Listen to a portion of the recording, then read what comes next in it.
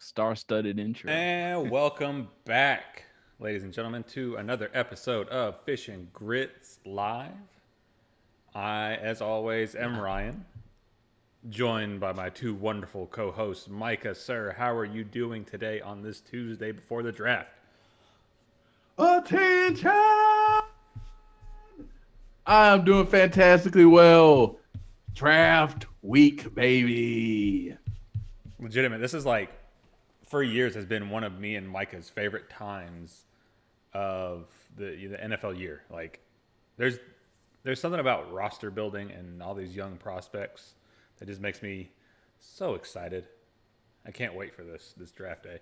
Marco, how are you doing today after the Hawks have been dinged up again? How you feeling? Feeling best as I can, but I do want to ask. So, since this is your best time of the favorite time of the year, does it always culminate as being your most disappointing time of the year after the Falcons pick? Yeah, well, no, not always. I mean, they've made some good picks. It's just the most disappointing time of the year is usually the end of the NFL season. Yeah. Because you're like, oh yeah, we failed again. Yeah. Well, halfway through the regular season, Right, by week 8, that's pretty disappointing. well, it was like, what was 2018? In 2018, we were at the Falcons. It was me and you at the draft party thing. And when they got Calvin Ridley, and we were like, well, we didn't need it, but okay. Right. Who did we want? I forget who we wanted. Micah and I were going between Taven Bryan. It was Taven Bryan, and it was another pass rusher or a linebacker. I can't remember exactly who, but Ryan Burns. No, that's the Chris. Yeah. Chris Lindstrom was that draft. Never mind. No. Oh, wait. I'm looking right now. So the round one. Whoa! Stop jumping all around. Where's Calvin at? 18, I believe. Yep. No, that was Jair. You said 2018? Yeah, 20. The 2019 draft. Yeah. Oh, so Lindstrom and McGarry were weren't they the 2019 draft? Yeah, they were 2019, 2020. So 2017 was Calvin, right? Okay.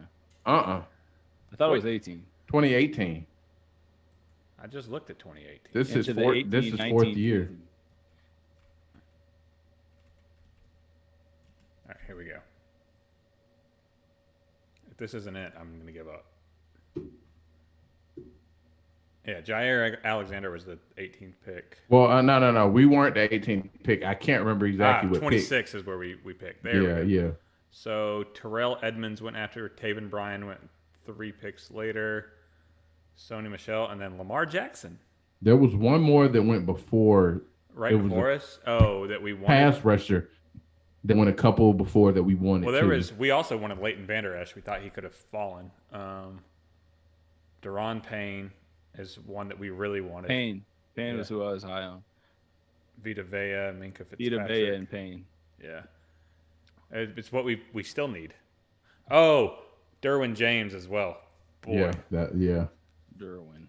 Yeah, good old Derwin. It's all coming back to me now. Yeah. Which I'm actually kind of glad we couldn't get him because his leg is just blowing up. I mean, he could have come here and stayed healthy.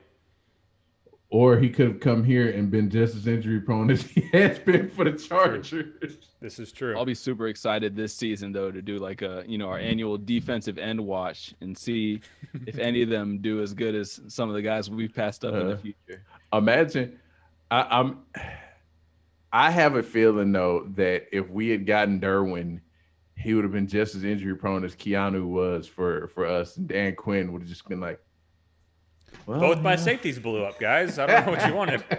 Didn't we pass up on both the Watt brothers? Yeah. Yeah. We took Vic Beasley over. No. I don't think TJ and yeah. It was one Tack. I think we got Tack before TJ. Yeah, that's exactly what happened. Oh, and that turned out well. Right. Yeah. TJ's a freaking beast. Oh God, going for defensive player of the year as a pass rusher, and But would he have fit our scheme though? Who cares? I mean, this Dean P scheme, he would have. Yes, he would have Dean P scheme, but Dan Quinn probably would have had him dropping back into coverage. Send him into All a right. All right. You have 7 sacks through 4 games. Let's see how you do in coverage. That's good old DQ. Come on, man. You can't guard Greg Olsen 1-on-1. Oh God, Dan Quinn. When Cowboys fans were like, "We got Dan Quinn now. He did the Legion of Boom." I was like, "Yeah." Then they also did Atlanta's defense. he was not really responsible for the Legion of Boom. No. Oh man. He was a face in the crowd. It's like falling into the first place car that's in the and the lead of the race. You wake up, you're like, oh, okay, right. And then you win the race with 1 lap left. They pick you up on the side of the road. It's like, hey, you need a ride to the finish line? It's like, I sure do. Yep, that'd be nice. Then you get the credit. Yeah. What's his face? I forget the guy. Doug Marone. No, not Marone. What was the guy that went to Jacksonville and coached them? He was the one that really built them. Oh yeah, Marone. Was it Marone? Okay. Uh-huh. Yeah, he didn't do anything after that. But today is April 27th, 2021. In case you guys do not know that, or you were listening later in time, I will be catching up on the actual podcasts pretty soon here. So if you are a listener of the podcast, or you're listening to this now, sorry for the delay between 50-51 or 49 and 50. But I just didn't really feel like doing it. Not even gonna lie to you, I was tired. It's a lot to do, being a parent and doing this and working a job. Oh, you didn't post? No, the podcasts are not up. I mean, obviously, these are up because we post right to it. But for those of you listening on podcast, if you haven't already, check us out on YouTube. We do go live every Tuesday at 7:30 to 8 o'clock Eastern Standard Time for those of our listeners that are in France, Ireland, Germany, because those listeners are growing. Apparently people over there like us. Hey. So that's cool. In current events, there's a lot that we had. There's a lot, that we could have covered. Quite frankly, I don't want to cover that stuff, man. Just a lot of negativity in the world. And we talk about it a lot. Sometimes or at least I don't feel like talking about it right now. It kind of weighs heavy on your soul. But Logan Paul is set to fight Mayweather, Micah. Is that what you said? Did they come to the agreement just now? Or it was announced yesterday. Yeah, yesterday. Okay. Yeah, June 6th. June 6th they're going to fight? Yeah. And it's interesting because I guess the brother that can actually fight is what's the other one's name? Jake Paul. Jake, yeah. And he's fighting. I guess Logan's the more popular one, or I don't know what Logan does. Was the bigger one. Yeah, he was the one that started it, and then Jake came along second. In terms of popularity now, you could say Jake has eclipsed him due to the boxing, but really in terms of YouTube clout and the one who did it all and has I think he's now, his podcast got picked up by not Bleacher Report but Barstool, and he does it. What does he talk sports on his podcast? No, they talk all types. It's kind of like a knockoff Joe Rogan type of thing. He tries to talk about everything. I mean, he does have some cool stories because the rich young people do cool things. I mean, the thing that's interesting is obviously, Floyd is like a 2,000 to 1 odd or something. But I mean, Logan is like, I think 6'2", like 230. Yeah, he's a big guy. Even though I think his record is, he's 0-2, right? His record is 0-2. Yeah, he lost a freaking KSI, like I was talking to a coworker about it. He was like, "Yeah, he fought Floyd, he'd knock Floyd out." I said, the problem is you got to catch Floyd. You got to hit Floyd, right? Because like 9 times out of 10, that's the problem. All these power punches that fought him, it's like, yeah, they throw all these big punches, and it's like they sound like you connected, but then you watch the replay and it's like, Oh, you just punched the back of his shoulder. Right. Like, I've only seen Floyd get like hit hard like one time ever. Yeah. What's his He still face? McGregor actually caught him a few good times with some of his punches, but but he did come out later and say he didn't really train for that fight. I'm more thinking like Bernard Hopkins or something. I forget. but I mean, like Cotto caught him with a few, but Floyd is a boxer, and I said, what people love to discredit Floyd with is it's like, oh yeah, because he's not exciting to watch because, like you said, he sticks and moves.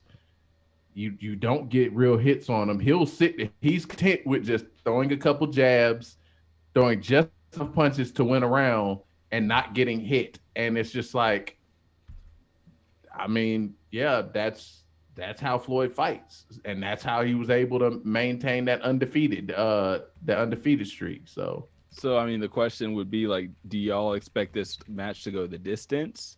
Do you think Floyd's gonna knock him out? Do you think Floyd's gonna get knocked out? What do you think? What do you think is gonna happen? I think it'll definitely go the distance because Floyd doesn't punch hard enough unless he just catches Logan perfectly one time. I mean, Logan's a bigger dude. Floyd is not a power puncher. It may be a TKO if he just lights the body up and lights the ribs up because he's going to just lay into Logan Paul unless he doesn't train again. Because I mean, he doesn't take this seriously. But Harvey wants to know where you work, Micah. We'll get to that in a second. I think, exactly. By the way, I think it's sanctioned, so I think it will count against his. Yeah, I mean they're all sanctioned fights, but right. He's not going to let Logan catch him because if Logan were to, at that size, were to hit Floyd square on that nerve back here, he could knock him out. Mm-hmm. But look like Roy Jones in some of those later fights. Right. Boy. Roy Jones versus Mike Tyson. Oh. I was impressed by that one, honestly, considering how bad Roy had looked in his one fight where he got going out the ring. That's the perfect example, though. That's what Roy Jones is going to do to Logan Paul. He's not going to take the big punch. That Floyd's going to do. He's not going to take those big punches because Mike wanted to knock Roy Jones out, and Roy was like, "No, sir. No, sir. Nope. You think I'm going to let you hit me?" Bro, you could tell whenever Mike started getting comfortable, it's like, nope, time up. Come here, sir. Let's talk about this. I do like Mike's senior division though in boxing because I feel like for most of history, when old dudes try to come back, they always try to come back and like fight a young guy or something like that. But he did the smart thing and fought someone else who's washed.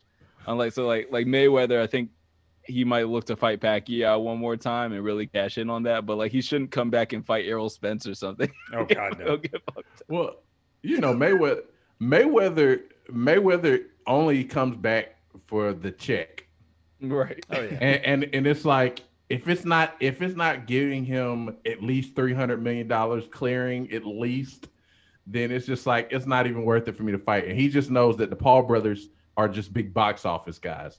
They're not necessarily elite boxers, but they have huge followings, so people are going to watch them fight. And he knows that people want to see him get knocked out by a bigger guy. So it's like, all right, yeah, I'll take your money, and I'll literally run around the ring and not get hit and collect this check. $100 million is what Mayweather is supposed to make in this fight. Bruh. See, and that's the thing. $100 million to fight an amateur. See, but that's the thing. A lot of boxers are salty about that because they're like, oh, well, Jake Paul or Logan Paul, whichever one, he's jumping ahead of the line. But the thing is that what they need to understand is that Logan Paul understands how to sell a fight.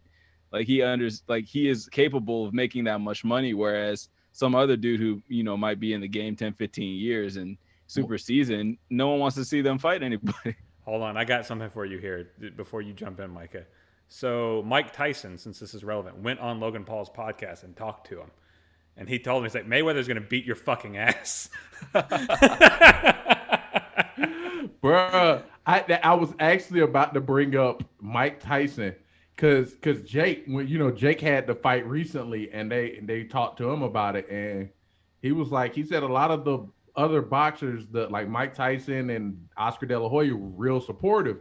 They said they love what you're doing with the sport of boxing because you're bringing a fan base back to the sport that is long lost to MMA, the it's UFC, a dead sport. and it's like because you're taking these huge millions and millions of social media followers, the millions and millions of fans. So yeah, and they're taking these huge followings and they're getting people to buy these fights, and it's crazy. But it's huge. It's been huge for bringing boxing back. Huge. To relevant. A relevant. It's not even point. popular. It's just relevant. Exactly. Well, I think it lost a lot of its popularity when a lot of the good heavyweights were gone. Well, the ones that we have just aren't marketable. Like, but I mean, but that's the thing. Like, think about in the 90s. You had your Tysons, you had your Holyfields, you had Riddick Bowe, you had a lot of different fighters. Foreman was still trying to fight. Foreman was towards the end, and that's why I didn't mention him. But at the same time, you had a lot of different fighters, and they were good. They were talented. Yeah, they were talented guys. But then you got towards the end of the Tyson when Lennox Lewis, you had the Klitschko brothers. Then it slowly started to kind of fizzle out because you didn't have like heavyweights who could box. You just had sluggers. And then now you got like Deontay Wilder, who was just a pure slugger. Yeah. He can't box to save his life, but he has that one hitter quitter. Don't let him catch you. Right. Bruh, yeah, he's got that one hitter quitter that nobody can match. But then he fought Tyson Fury, who was an actual boxer. Picked him apart. Beat the brakes off of him. Embarrassed him so much that like even though he deserves a rematch, no one wants to. Yeah, he became a meme. They were like, Fury's fat and Wilder's gonna knock him out. I'm like, no, that's padding. yeah. But yeah, to add to that, it was, I think, also what's his name? Jake Paul also said that that Floyd Mayweather is gonna beat his ass. I mean, at least they know. And like, I was reading the transcript of the interview with Floyd, or not Floyd, with Mike. Yeah, and Logan knows. He's like, I'm about to go make $35 million to go fight a guy. Right. Like, yeah, I'm good. I don't care if I lose. I don't care if I lose. You could pay me $35 million to go fight Floyd. He would dust me. It wouldn't even go like 3 rounds. I mean, 1.5. That's what makes it semi-intriguing, just the size he has on him, because it makes it semi-intriguing. So just the 1 in 1,000 chance that maybe he does land a crazy shot, and then he gets bragging rights for the rest of his life. I mean, that was the same thing with the Conor fight, though. People are like, well, if he catches him, because he can still punch, and there's a couple times where he did catch Floyd, and Floyd was like, whoa, hold on now, that hurt. Bruh, should have trained a couple more weeks. Bruh, I'll say this though: if I ever got in the ring with Floyd Mayweather, I'd be so winded after the first round trying to chase him around the ring. Man, sit still. I would just sit. I would wait for him to come to me. I'd just be like, old timey. Right. Yeah, because I mean the other thing that could potentially happen is that, I mean, Floyd is just such an unbelievable, best boxer ever, that there's a chance that Logan could come in just completely green and get knocked out really quick. I mean, the likelihood of that is probably pretty high. It's like, what's his face? The dude that Jake just fought. Nate Robinson. Ben Askren. Ben Askren, the wrestler. Okay. Yeah. People are like, he took a dive. There's granted, Jake caught him with a good punch. It looked like it landed, but it's like, it was so easy. Bro. But I mean, he did come in looking like a dad coming in there like, all right, let's go. You were making fun of my kid. Let's go. bruh. But I mean, even still, back in the day, I remember so many fights where it was obvious people took dives. I think that's honestly what hurt boxing is because like trying to find someone who to fight Mike Tyson in his prime was ridiculous. And I remember one dude, Mike Tyson hit him one time. Dude kind of walked around the ring and was just like, but that was fuck that. I want that. I mean, It's like taking a knee. it's the kind of dive you take when you realize you have no shot, Bruh. Or Like I the dude remember that walked out of the ring with Wilder that one time. Walked in I- and was like, nah. Or I remember one time Tyson fought a guy, Bruce Seldon, and I was showing to my friends this, and the punch that Tyson hits Seldon, then he throws a right hand. Seldon dodges the right hand, hits the ropes, and then just falls flat on his face and doesn't get back up. It was like, bro, the big punch missed you, and you just like. He's like, don't matter. it hit his soul. I was supposed to go down in 12 seconds. It's been 12 seconds. $3 million. $3 million for Seldon to take that dive. It's like, bro, the big right, that big right uppercut that Tyson used to knock people out with. It was like dodge, hit the ropes, fall on my face. Like, bro, what punch hit you? If you can walk away with $3 million and not end up brain dead, like you probably would have had he taken that punch for real, shit, I'll do that. Oh man! But honestly, I think the Klitschko's are responsible for boxing losing so much interest. 'Cause I feel like they had the title for like 12 years between them. Yeah. I mean, that's what I said. It was like Lennox Lewis and the Klitschko brothers, and that's when it started to decline. Yeah. But when you lost the heavyweight, I just remember, like I said, Tyson, bruh. Like I would. That's one dude I'd never get in the ring with. It's like Richard Pryor said, I'd be scared to get in the ring with him, even for like a benefit. Just all it taking him to just have like one of them Holyfield flashbacks, hit you with one right hand, well, leave you brain dead. Perfect segue, Micah. Tyson and Holyfield will be boxing again. Oh God! I thought they canceled that. They did because Holyfield's camp wanted more money, but they then came back and did it. I think they're both making about $25 million. Oh God! So, Tyson's making a living here in his 50s off of boxing. Who would have thought? I say the old timers division has been missing it. But two more current event stories before we move on, just real quick. So this weekend, Usman, the Nigerian UFC fighter, he won again. But the story of the night was Chad Ochocinco put a $50,000 bet on the other guy. Oh gosh! and it showed his reaction losing, and it was hilarious. He was like, "Shit!" I posted it on the Fish and Gritz page, so that was pretty funny. And then another news, y'all know Mia Khalifa? Mm-hmm. Yeah, she's a Florida State fan. Really? Mm-hmm. So this was very fitting of a Florida State fan. So basically, some fan, I guess, was sitting in their car, and they caught her walking her dog today, or it was yesterday or today, and I guess the dog took a poop. So she took off her mask, used the mask to pick the dog poop up, threw it away, and then put the mask back on. I saw a woman do that, but I didn't know who it was. Oh God. I was like, damn. Disgusting. But in Florida State fans, I would not expect anything more. That sounds like a Gator fan to me. Yeah, is this real? Some people in the comments were saying she did that for pub, but why would you want that for pub? Just to get your name in the headlines, maybe? I mean, she's faded because she had that big surge where she was really popular, and then, with Gilbert Arenas, and then I guess he kicked her off the show, and he got the white dude to be co-host with him instead. Yeah, I mean, she's only good for a little while, and then you realize, oh, you're really dumb. Like, really dumb. I thought you were going to say, she's only good for one thing. Let's not say that. But other news is the NFL draft is 2 days away. We are 2 days away from the NFL draft. So excited.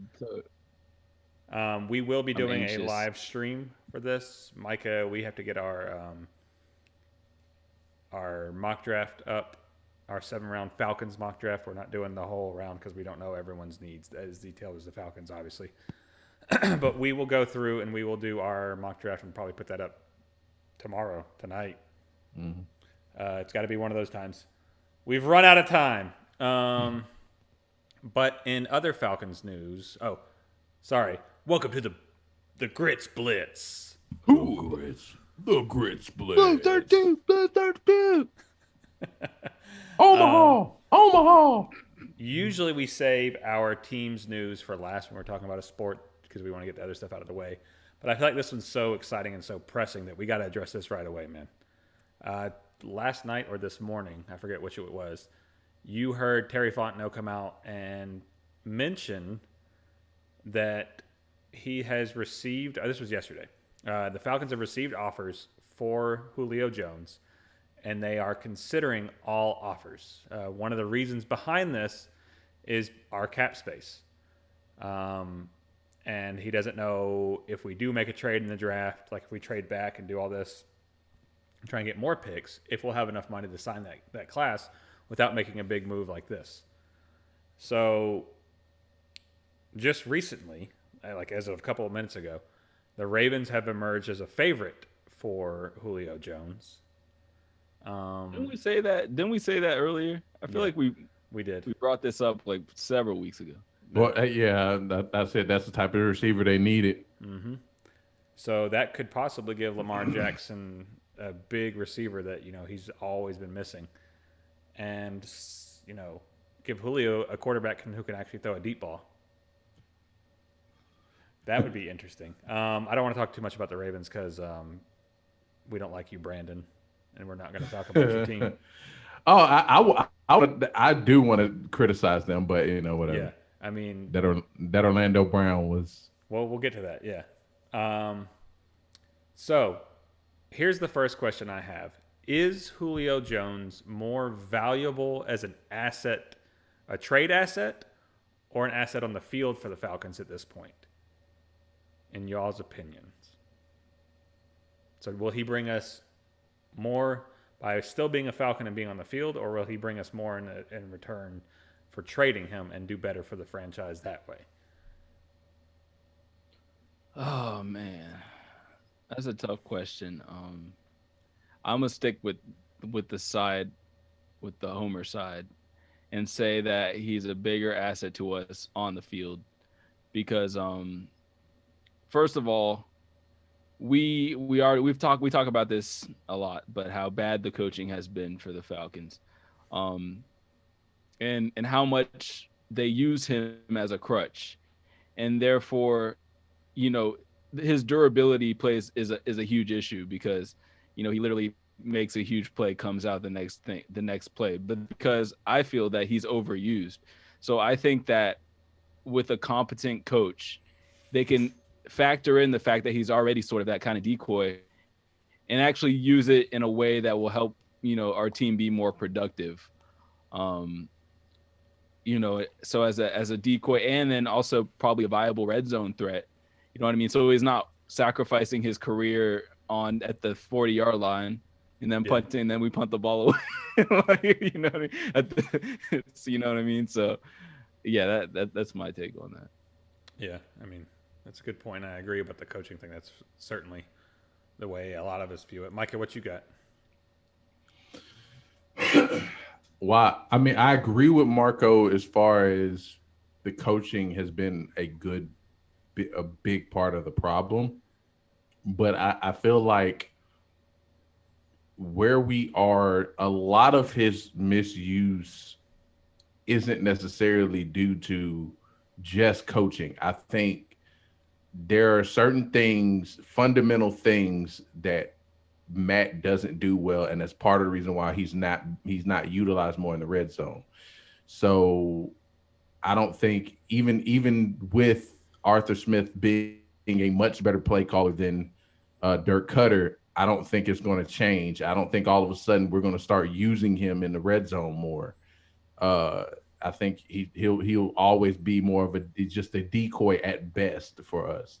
So I'm starting to think like, and while I love Julio, my favorite player on the team, but I think he's more of a bigger trade asset now because you can potentially turn him into multiple picks and not necessarily, and maybe even a solid, a serviceable player in the process. But yeah, it's just like I said, I just think that there are limitations to our offense that, whether it doesn't matter who's coaching, that he's not automatically going to be this 10, 12 touchdown receiver, because it's just, I mean, realistically, it's nothing to do with him. It's more so of who we have.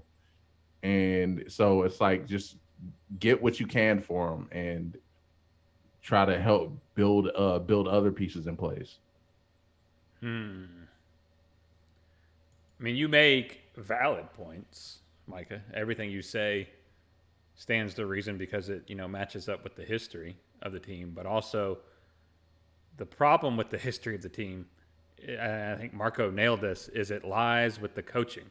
We have had such inept offensive coaches, barring the 2 years of Shanahan, really the 1 year of Shanahan, that it just doesn't reflect on the talent here well enough. And like, if there's any player that I'm going to bet on to go against the grain and break the mold as far as what a player is going to do at his position, especially physically, it's going to be Julio Jones. Like, there's guys out there that, you can look at him. Like, you could look at Calvin Johnson at 6'5", like damn near 240, and like, all right, you're not going to last that long. You're a big dude, like 230 really. Like, he was carrying too much weight. He was too, taking too many hits like that. Julio doesn't get hit like that. Julio does get doubled, but most of Julio's issues have been in his feet, which I know is a concerning thing because those things are nagging. Like any lower body injury, they're not going to get better as you get older. That's for sure. I'm a testament to that. But I'm not Julio Jones. I'm not 6'3" and can run a 4.2 and can jump out the freaking gym, because like, I don't know if you saw his workout videos that he posted the other day. The man's doing stuff and it's like, oh, he looks like he's still 23, 24, and he's out there just flying around. But the biggest thing that I think is something that neither of y'all touched on that I think is invaluable to this team, but it's Julio's coaching. Mm-hmm. Julio will coach up all the receivers. He's made Russell Gage. He's turned Calvin Ridley into an absolute monster. Like, he's given Calvin that work ethic. Calvin will tell people that all the time. And the little things that Julio will coach and be like, hey, look, this little thing, if you do this, it's going to make you, not 1% better, but like 10% better at your craft. That I've never Calvin, seen. Go upfield. Don't go backwards. That's the one thing I wish, he could teach him. But, I would hate it to get rid of number 11 and see him running down the field for another team. Because what if, like, we do trade him and we get back, whatever we get, and we'll get into that here in a second. But, we look and then, Julio's put up 13 touchdowns and 1,100 yards and 96 receptions. And you're like, And that team's in the AFC Championship or the Super Bowl. Right, he's hugging Lamar. Yeah, you're like he's never hugged Matt Ryan before. Well, trust me, I totally agree with you, because his coaching is invaluable here. But here's one of my things that I've made this point many times. One of the easiest ways to get big-bodied, freak of nature, athletic receiver touchdowns in the red zone is that fade route, which is the route that Matt doesn't throw well. He never throws it consistently. So it's like,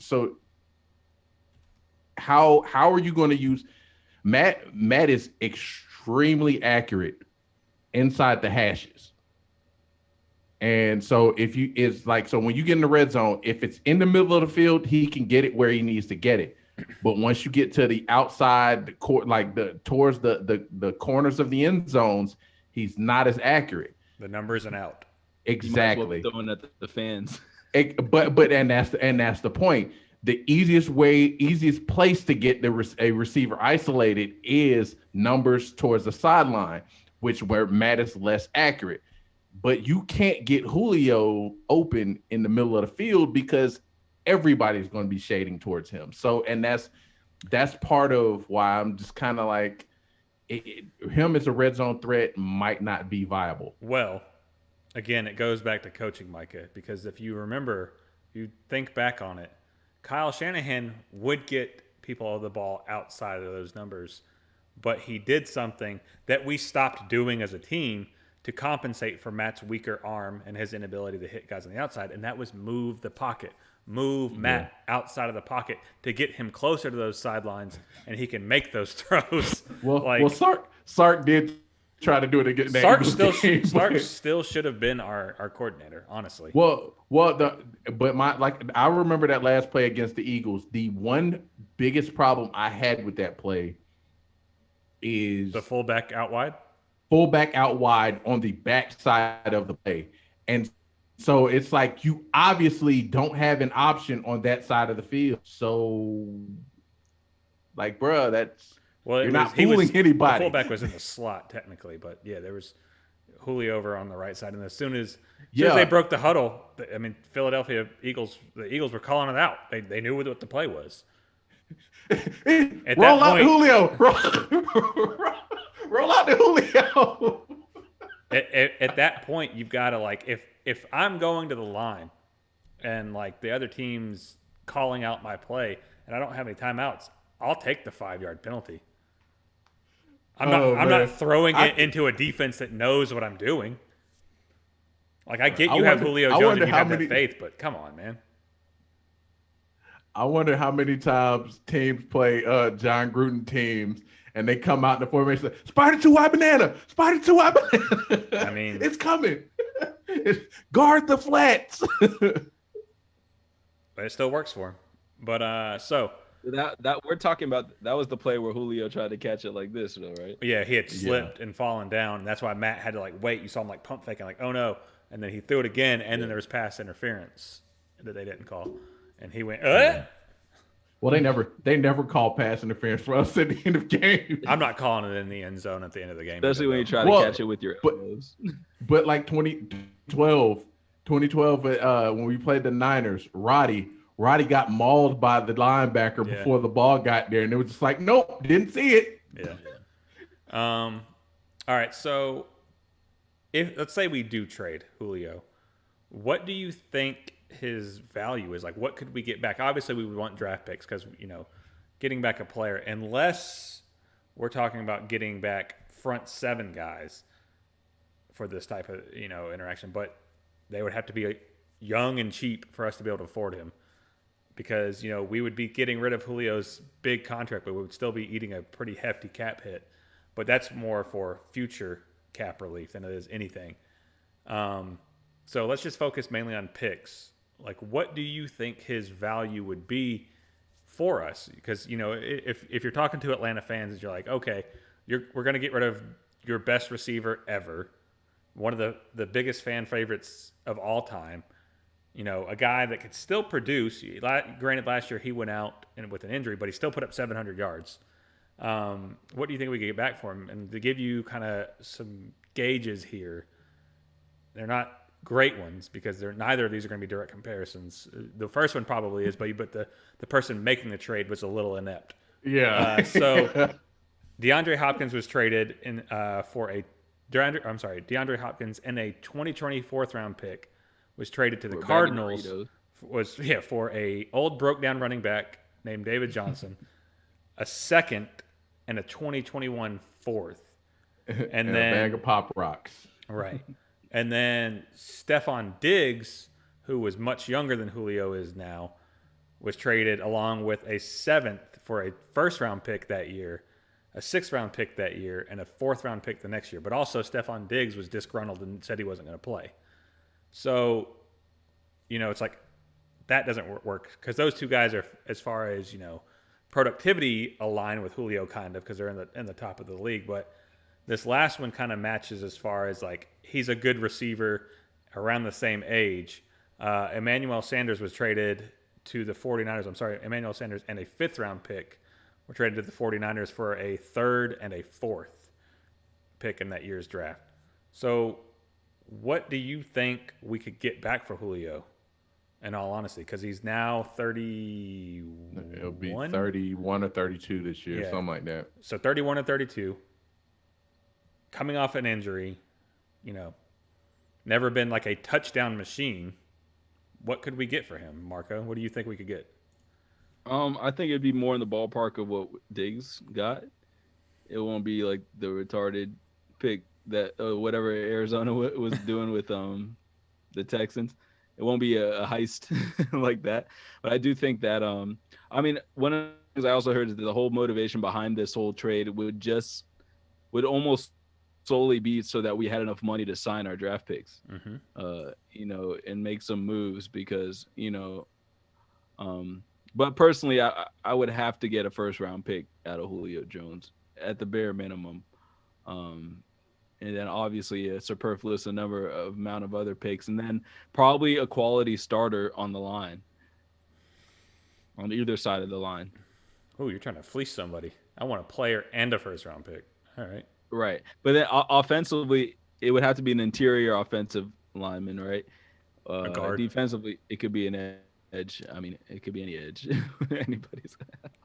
Any starter that's, any edge starter. Yeah. Micah, what do you think we can get? Honestly, because of his age and injury history, I'm thinking the D-Hop trade might be a little more realistic. Something similar to that. If we trade him to Baltimore, maybe get one of their edge rushers, They don't have any left. They're all gone. They're all on other teams now. Somebody. I think you could probably get one of their defensive players, a solid defensive player, maybe and it's probably you might be able to get a 1st out of them since they're in y'all going to be a potential playoff team. So maybe get a 1st because it's going to be a late pick. It's going to be like a 2nd round, and then maybe a future pick from him. But I think because of his age and his injury history, we're not going to be able to get this huge, despite his production, we're not going to be able to just get, 1st and 3rd and another starter and then another pick.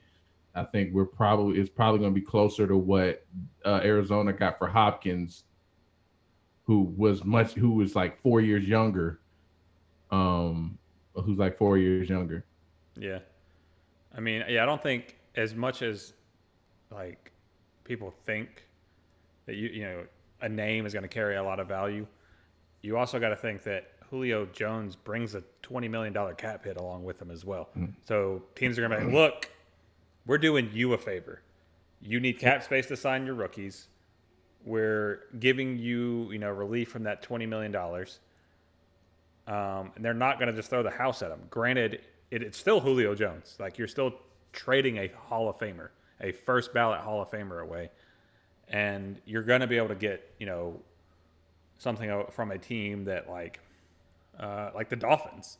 The Dolphins would probably willingly give up a 1st-round pick for Julio Jones, like next year's 1st-round pick. One of their like 30. Right. I mean, there are some teams out there that have a lot of cap space, have a dire need for a receiver, and would willingly do that. And I think also that, for one thing I want to say is that last season Julio's injury problems were a bit overplayed, just because they knew that the season was a throwaway. Exactly. He could have played. He could have played, yeah. And then I'll also say that I think teams would be eager for the opportunity to make Julio a 10 touchdown. They probably believe that they could make him a 10 touchdown guy, and that somehow or another he's been underutilized here. So I think teams would be eager, and they see the value in him more than we might see, because we see him, we're sort of jaded here because we're so comfortable with him. Just he gets a lot of yards and he doesn't score touchdowns, but on any other team, like put him with Lamar, I guarantee you he's getting 12 touchdowns for the next 2 seasons. Maybe after that he falls off completely, but I know he with in the right situation, I still think he's the best receiver in the league. Well, I mean, really, like Lamar in his own right can get receivers open just off of his athleticism, because if he flashes like he's going to scramble, I don't care who you are, if you're a linebacker covering the middle of the field or a safety, as soon as you see him start to look like he's going to scramble, you're going to freeze and you're going to start creeping up to make sure he doesn't take off, which is essentially going to open up holes in the secondary for receivers. And Julio is excellent at knowing where to sit or where to move to and like come back to the ball, or he's so smart. He knows. And not to mention he's 6'3", 230, so he's not an easy target to miss. It's just like, hey, there's 11. Yeah. I'm starting to think we should dress Justin Fields now. No, I mean, like, that's the thing. Like, I can't wait to talk about that here at the end and, in the draft. But, like, if we trade Julio, that would be a clear sign to fans, like, okay, look, this is a rebuild. We're this isn't going to be like we're going to bounce back. We're going to be able to do this. We're just a couple pieces away. It would be Fontenot and Arthur Smith going, all right, we've evaluated this roster, and we're like quite a few pieces away from competing with this type of thing. But the weird thing is with that, you don't bring in a guy like Dean Pease, who's not going to be here for 6 years, who's not going to be here for a long time. You bring in Dean Pease because you look at that defense and go, they're just miscoached. You look at that offense and go, they're just miscoached. We need to do this with them, and then we can be competitive. So, like, to me, this might be a little bit of a smokescreen. It might be a way for, us to really gauge the market. Or maybe they've asked Julio to take a pay cut, and he's like, no, I really want to play here, but I'm not, playing for less. And they're like, all right, well, we'll trade you if we have to. Right. But I do think that this is a somewhat of a smokescreen, because from what I've heard, if they were going to trade them, it'd be post June 1st anyway. Right. But because it would be a future trade, yeah. Yeah, the cap hit would be too much. But at that point, you're not really worried about creating cap to sign rookies anyway, because you probably already had to sign them. So, this would just necessarily be to create cap space for in season or something.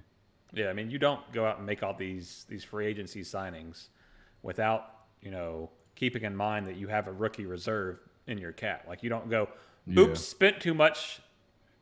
Like, you don't do that. Like, you can't do that.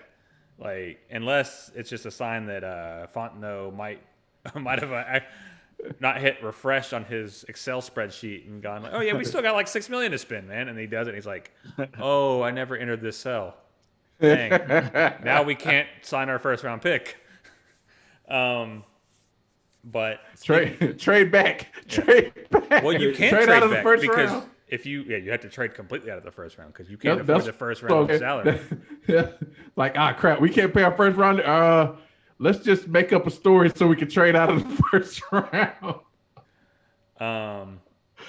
But it's kind of refreshing because Dimitroff was kind of like, he was honest with the media, but he never really hinted at where the franchise was going, or there was no, what's the word I'm looking for when you're open with someone? You're transparency. Yeah, thank you. There was no transparency like this with the Dimitroff and Quinn era, and that to me. Well, if you do your research, you'd understand that. That doesn't mean I don't like Dimitroff. I would love to have him on the show. Actually, that's one guy that I've reached out to, and I would love to hear back from, because I've seen him on podcasts. Why not ours? That was my Whole Foods buddy. If you see him again, be like, right, Thomas. He's probably not even in Georgia anymore. He probably moved back up north. But yeah. Well, I'm sure he's still here. I know it's nice though to have that type of transparency from your front office. It's everything was played close to the vest with that entire organization, because It's the same thing with Dan Quinn. You never got definitive answers. It was just always this kind of open answer, and we're mad as hell. And look, I mean, What does that mean? I think you're seeing this too, because Fontenot is a little, Dimitrov was a younger, hipper guy, kind of, but he was kind of like a little crunchy. He, he liked his bike rides, his yoga pants, his healthy foods. Yeah, his healthy foods and things like that. He was a health nut, but he wasn't really tapped into the fan base like Fontenot has already done from the gate. Like Fontenot has already mentioned that he listens to the radio stations that listen to fans. He goes online and sees those type of things. So it's like, for those of you doing media and like posting these things on these forums, like teams do listen, like especially here in Atlanta. Like that's one thing that Dukes and Bell and 92.9 in the Game point out all the time. Like teams listen. They're listening to these shows and they're listening to what the fans think, because they know there's some fans out there you're like, this isn't Madden, bro. You can't do that. But it just lets you know that it's a front office that's trying to tap back into the fan base, because we've definitely been disassociated from the team over the past couple of years because of what Dimitrov and Quinn were doing. But it's nice. That's my whole point. It must be funny. It must be hilarious though when like people who have not been a part of a Falcons or an Atlanta sports culture, when they come here and then they really start listening to the fans, they'll be like, "Whoa, wait, maybe we should turn this off." You listen to Atlanta. We have $5 million in cap space. Bring in JJ Watt. Pay him whatever. I don't care. I think we should give him a shot. Luke, I will donate. We should coax him back. Hey, fans, can we pool our money together to bring JJ Watt here? Trade Julio Jones for Christian McCaffrey. It's like, yeah, I mean, Julio's a 96 on Madden. Why wouldn't they take that? Like, okay, bro. Speaking of Madden-like moves, the Chiefs continue to like. I don't know how they have money. I just don't at this point. I don't understand it. Like I get they cut Eric Fisher and Mitchell Schwartz, but like those are tackles who were older and were just okay. Like Mitchell Schwartz made a decent amount of money as a tackle, but he wasn't like. I think Jake Matthews made more than Mitchell Schwartz. Like, what's the luxury tax rule in football? Because I know some of these teams are in the luxury tax. Honestly, I don't think they have a luxury tax. Yeah, I don't think that exists. That's it's not a hard cap, is it? Yeah, yes, it's a hard cap. Yes, it's a very hard cap. It's not like the NBA where it's like an imaginary cap. We got a cap, but it's flexible if you're willing to pay a little extra in taxes. Right. Not the NFL. It's like the Saints this year. That's why they had to cut so many people out. Yeah. As it advanced, they're like, you can't start the season unless you get under the cap. So, but the Chiefs made a blockbuster move, and I don't want to get this wrong because there was a lot of moving pieces in this trade. But they traded Orlando Brown Jr. So the Ravens traded Orlando Brown Jr., their starting right tackle. This last season, they're starting left tackle because of injury, to the Chiefs for a first, third, and fourth round pick this year and a 2022 fifth rounder, while sending their 2021 second round pick and a 2022 sixth rounder to the Chiefs. That means the Ravens now have the 27th and 31st pick in the first round, and the Chiefs will pick 58th and 63rd. So the Chiefs no longer have a first round pick. Probably their cap space probably had something to do with that. But for those of you who don't know who Orlando Brown Jr. is, his father played for the Ravens back in the day, so it was kind of a big deal for him to get drafted there. He was drafted as a right tackle out of Oklahoma. He was predicted to be a first-round pick. He was actually one of the better offensive linemen coming out. Actually, that entire Oklahoma offensive line was really good that year. But if you don't keep up with the draft process and the pre-draft process, you probably wouldn't know. But he gave up 0 sacks his senior season. People were like, he's going to be a great right tackle. He's a great run blocker. He's a great pass blocker. He's huge. And then he did the combine. And the proverbial wheels fell off. where he ran a 5.85 40-yard dash, which at 6'8", 360, it's like, okay, you know, he's a big dude. But then you look at other guys that are close to his size, and you're like, oh, that's really slow. Mm-hmm. Then, the surprising thing, at 6'8", 360, he put up 14 reps on the bench press. He had a 19.5-inch vertical. Oh, my God. And a 6-foot, 10-inch broad jump. All three of those were dead last for the offensive lineman in that class. I'm just thinking 19 inches. He could barely jump over a folding chair. All right. There is a small child running at you, Orlando, and if you don't jump over him, you're going to die. And he's just like, well, it was a good run. A toddler is coming at you full speed. Nah, that's a newborn, bro. Yeah, I mean, honestly, kids are born at like 20 inches. Yeah, I was 21 when I was born. Yeah, a toddler literally crawling at you, and you're like, ugh. Man. Really, the 14 reps on bench is what surprised me. Now, granted, I know as someone who has very long arms for my height, it does make it a lot harder to do bench press, but 14 reps for someone that big is like, you have receivers who do 14 reps, and that's not even a top receiver. Yeah, I mean, that's not even the strongest receiver. That's like average for a receiver. Yeah, that screams laziness. Yeah, I mean, he said that he got away from his breathing technique that he had been practicing and just didn't do it, and that's what messed him up. And his pro day was much better than what it was, and I'm trying to find it here. I had it earlier.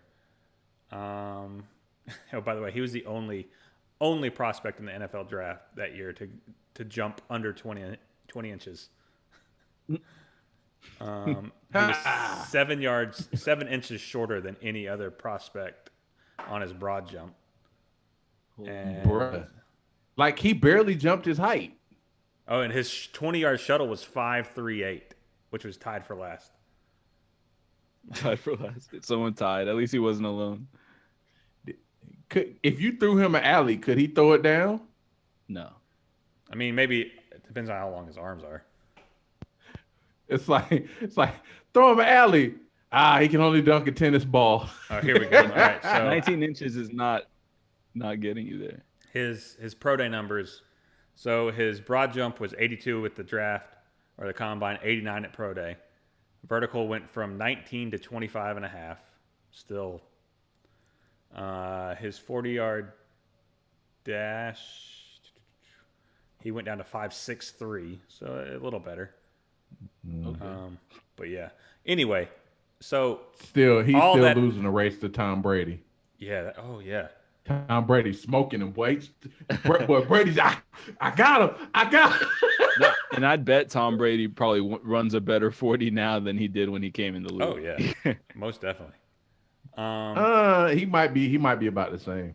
So this last season, and the reason behind this trade that a lot of people, or a lot of Ravens fans that I was reading about that were out of touch, were like, I don't get it. We traded, one of the best tackles in the league. This doesn't make any sense. Why are you doing this? Well, what happened was their Pro Bowl left tackle, Ronnie Stanley, went down halfway through the season last year, and they moved Brown over to left tackle and had him try it out there. And he excelled. He did exceptionally well, and almost immediately after the season, he started talking about a new contract. He wanted more money because if you don't know about the way offensive linemen are paid, left tackles are the highest paid player on the line always because they protect the quarterback's blind side. Therefore, they're more valuable than the guys on the right who are more just run blockers and still have to pass protect, but typically not against the better pass rushers. That's not true. Typically, Micah. Now they move them around. It's just because today's NFL, a lot of teams are putting their strongest pass rusher at that left end spot. So you need a better pass rusher at right, a better pass protector at right tackle, because otherwise you can't just have a revolving door at right tackle. I'm not saying they're going to be inept. Those Well, no. I'm just saying that the dynamic is changing because defenses.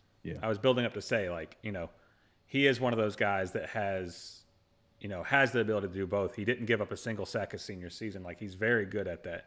So he got to prove himself in a position where the pay says, okay, you can make more money here. And he was like, all right, look, I've showed you I can do it. And then he asked for that money. So it makes sense. He's like, look, I do the same thing as the guy on the other end. I'm just on the right side. So I say all this to say, who won this trade in y'all's eyes? Like, which of these teams, the Chiefs getting a very young, very good tackle who can run block and pass block, or the Ravens now acquiring more picks? Keep in mind what front office we're talking about. The Chiefs always win. As long as Pat Mahomes, they're going to win on the field. They're going to win off the field.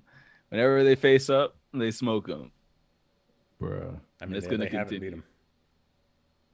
Bruh.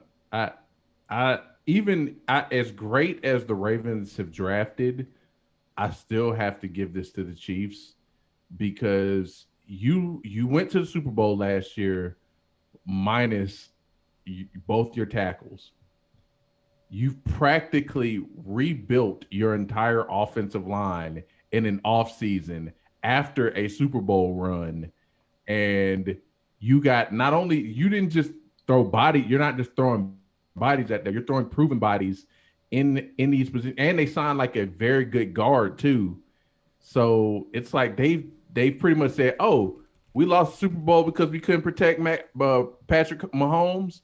We're just going to rebuild this entire offensive line in an offseason, and we'll be right back. Oh, they got Thuney. I didn't know that. Yeah. Ooh. So yeah, that left side of that line is disgusting now. So they got Orlando Brown, Joe Thuney, who was on the Patriots, one of the best guards in the game. They got their center back. But here's an important thing: they get back their guard that opted out last season, who to fight COVID, Laurent Duvernay-Tardif. And Laurent Duvernay-Tardif and Mike Rimmers. Yeah. So very good line. I mean, they could upgrade Rimmers maybe, even though he hasn't lived up to his Panthers billing. But even still, you've practically rebuilt your offensive line in an offseason. Good points. And as a Ravens, the Ravens, you just literally. One of your biggest rivals, well, not rivals, but your biggest competition to have to, one of your biggest challenges to get out of the AFC. Right. You've literally helped them fix their biggest weakness. And it's like, we want to fight you at your best. Well, I don't know if you're strong enough to fight my best. It's like you can't quite call them rivals. That'd be like calling those Hawks teams that kept losing to the Cavs rivals. Like LeBron was our rival. Yeah, true. He just came in. Yeah, they just beat you. Yeah, you have to beat each other to be rivals. Yeah, that's true. Right. It's like I don't know if you're strong enough. You still have Greg Roman calling the same plays all over and over again. Ask Madden. in Lamar, Pat Mahomes, that battle is still super uneven. So. Yeah, Lamar just in the playoffs. We'll see. I mean, he does what you expect him. Like he's just predictable. That's what happened. It's like Giannis. Well, Lamar is Giannis. Mm-hmm. So, what are you about to say, Micah? Agreed. Real quick though, I did want to clear something up. So, I just did a quick search. So, I was about to get Brandon Marshall and start yelling, but so no, the NFL does not have a hard cap.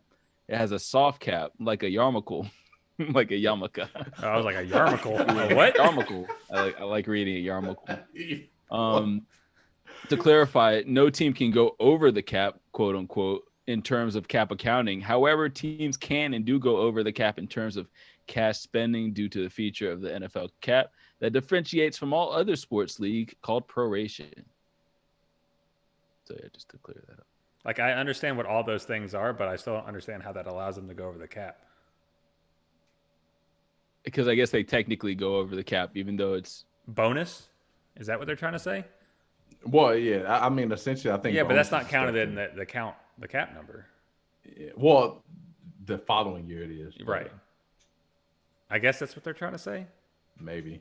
Because that doesn't make any sense to me, what you just read. Like, I know what all those things are, but that doesn't make any sense.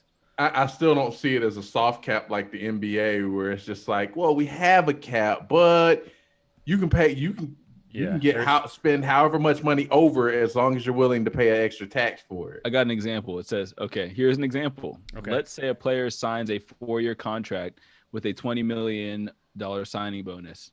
Signing bonuses for cap purposes are prorated. Thus, that player's bonus is treated as a $5 million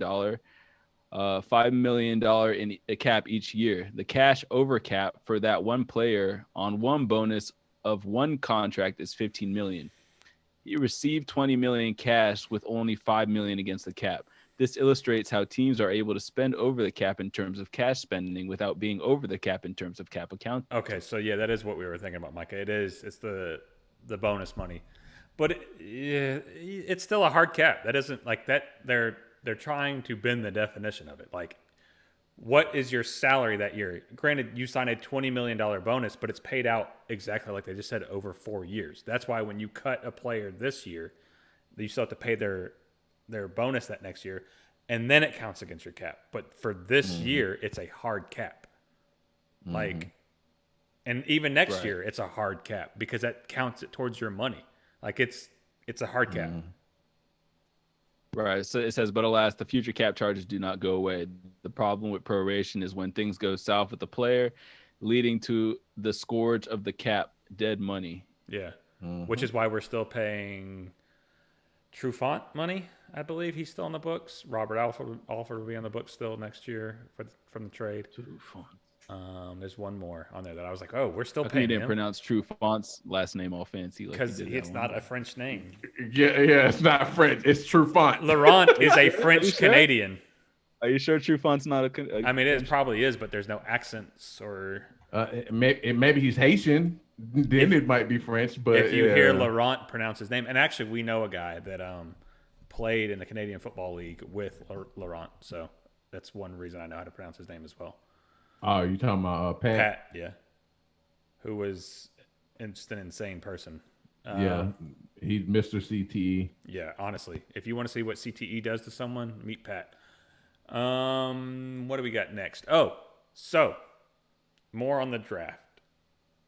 The last 24 to 48 hours has been really interesting, especially when it comes to predictions that Micah has made with that number 3 pick.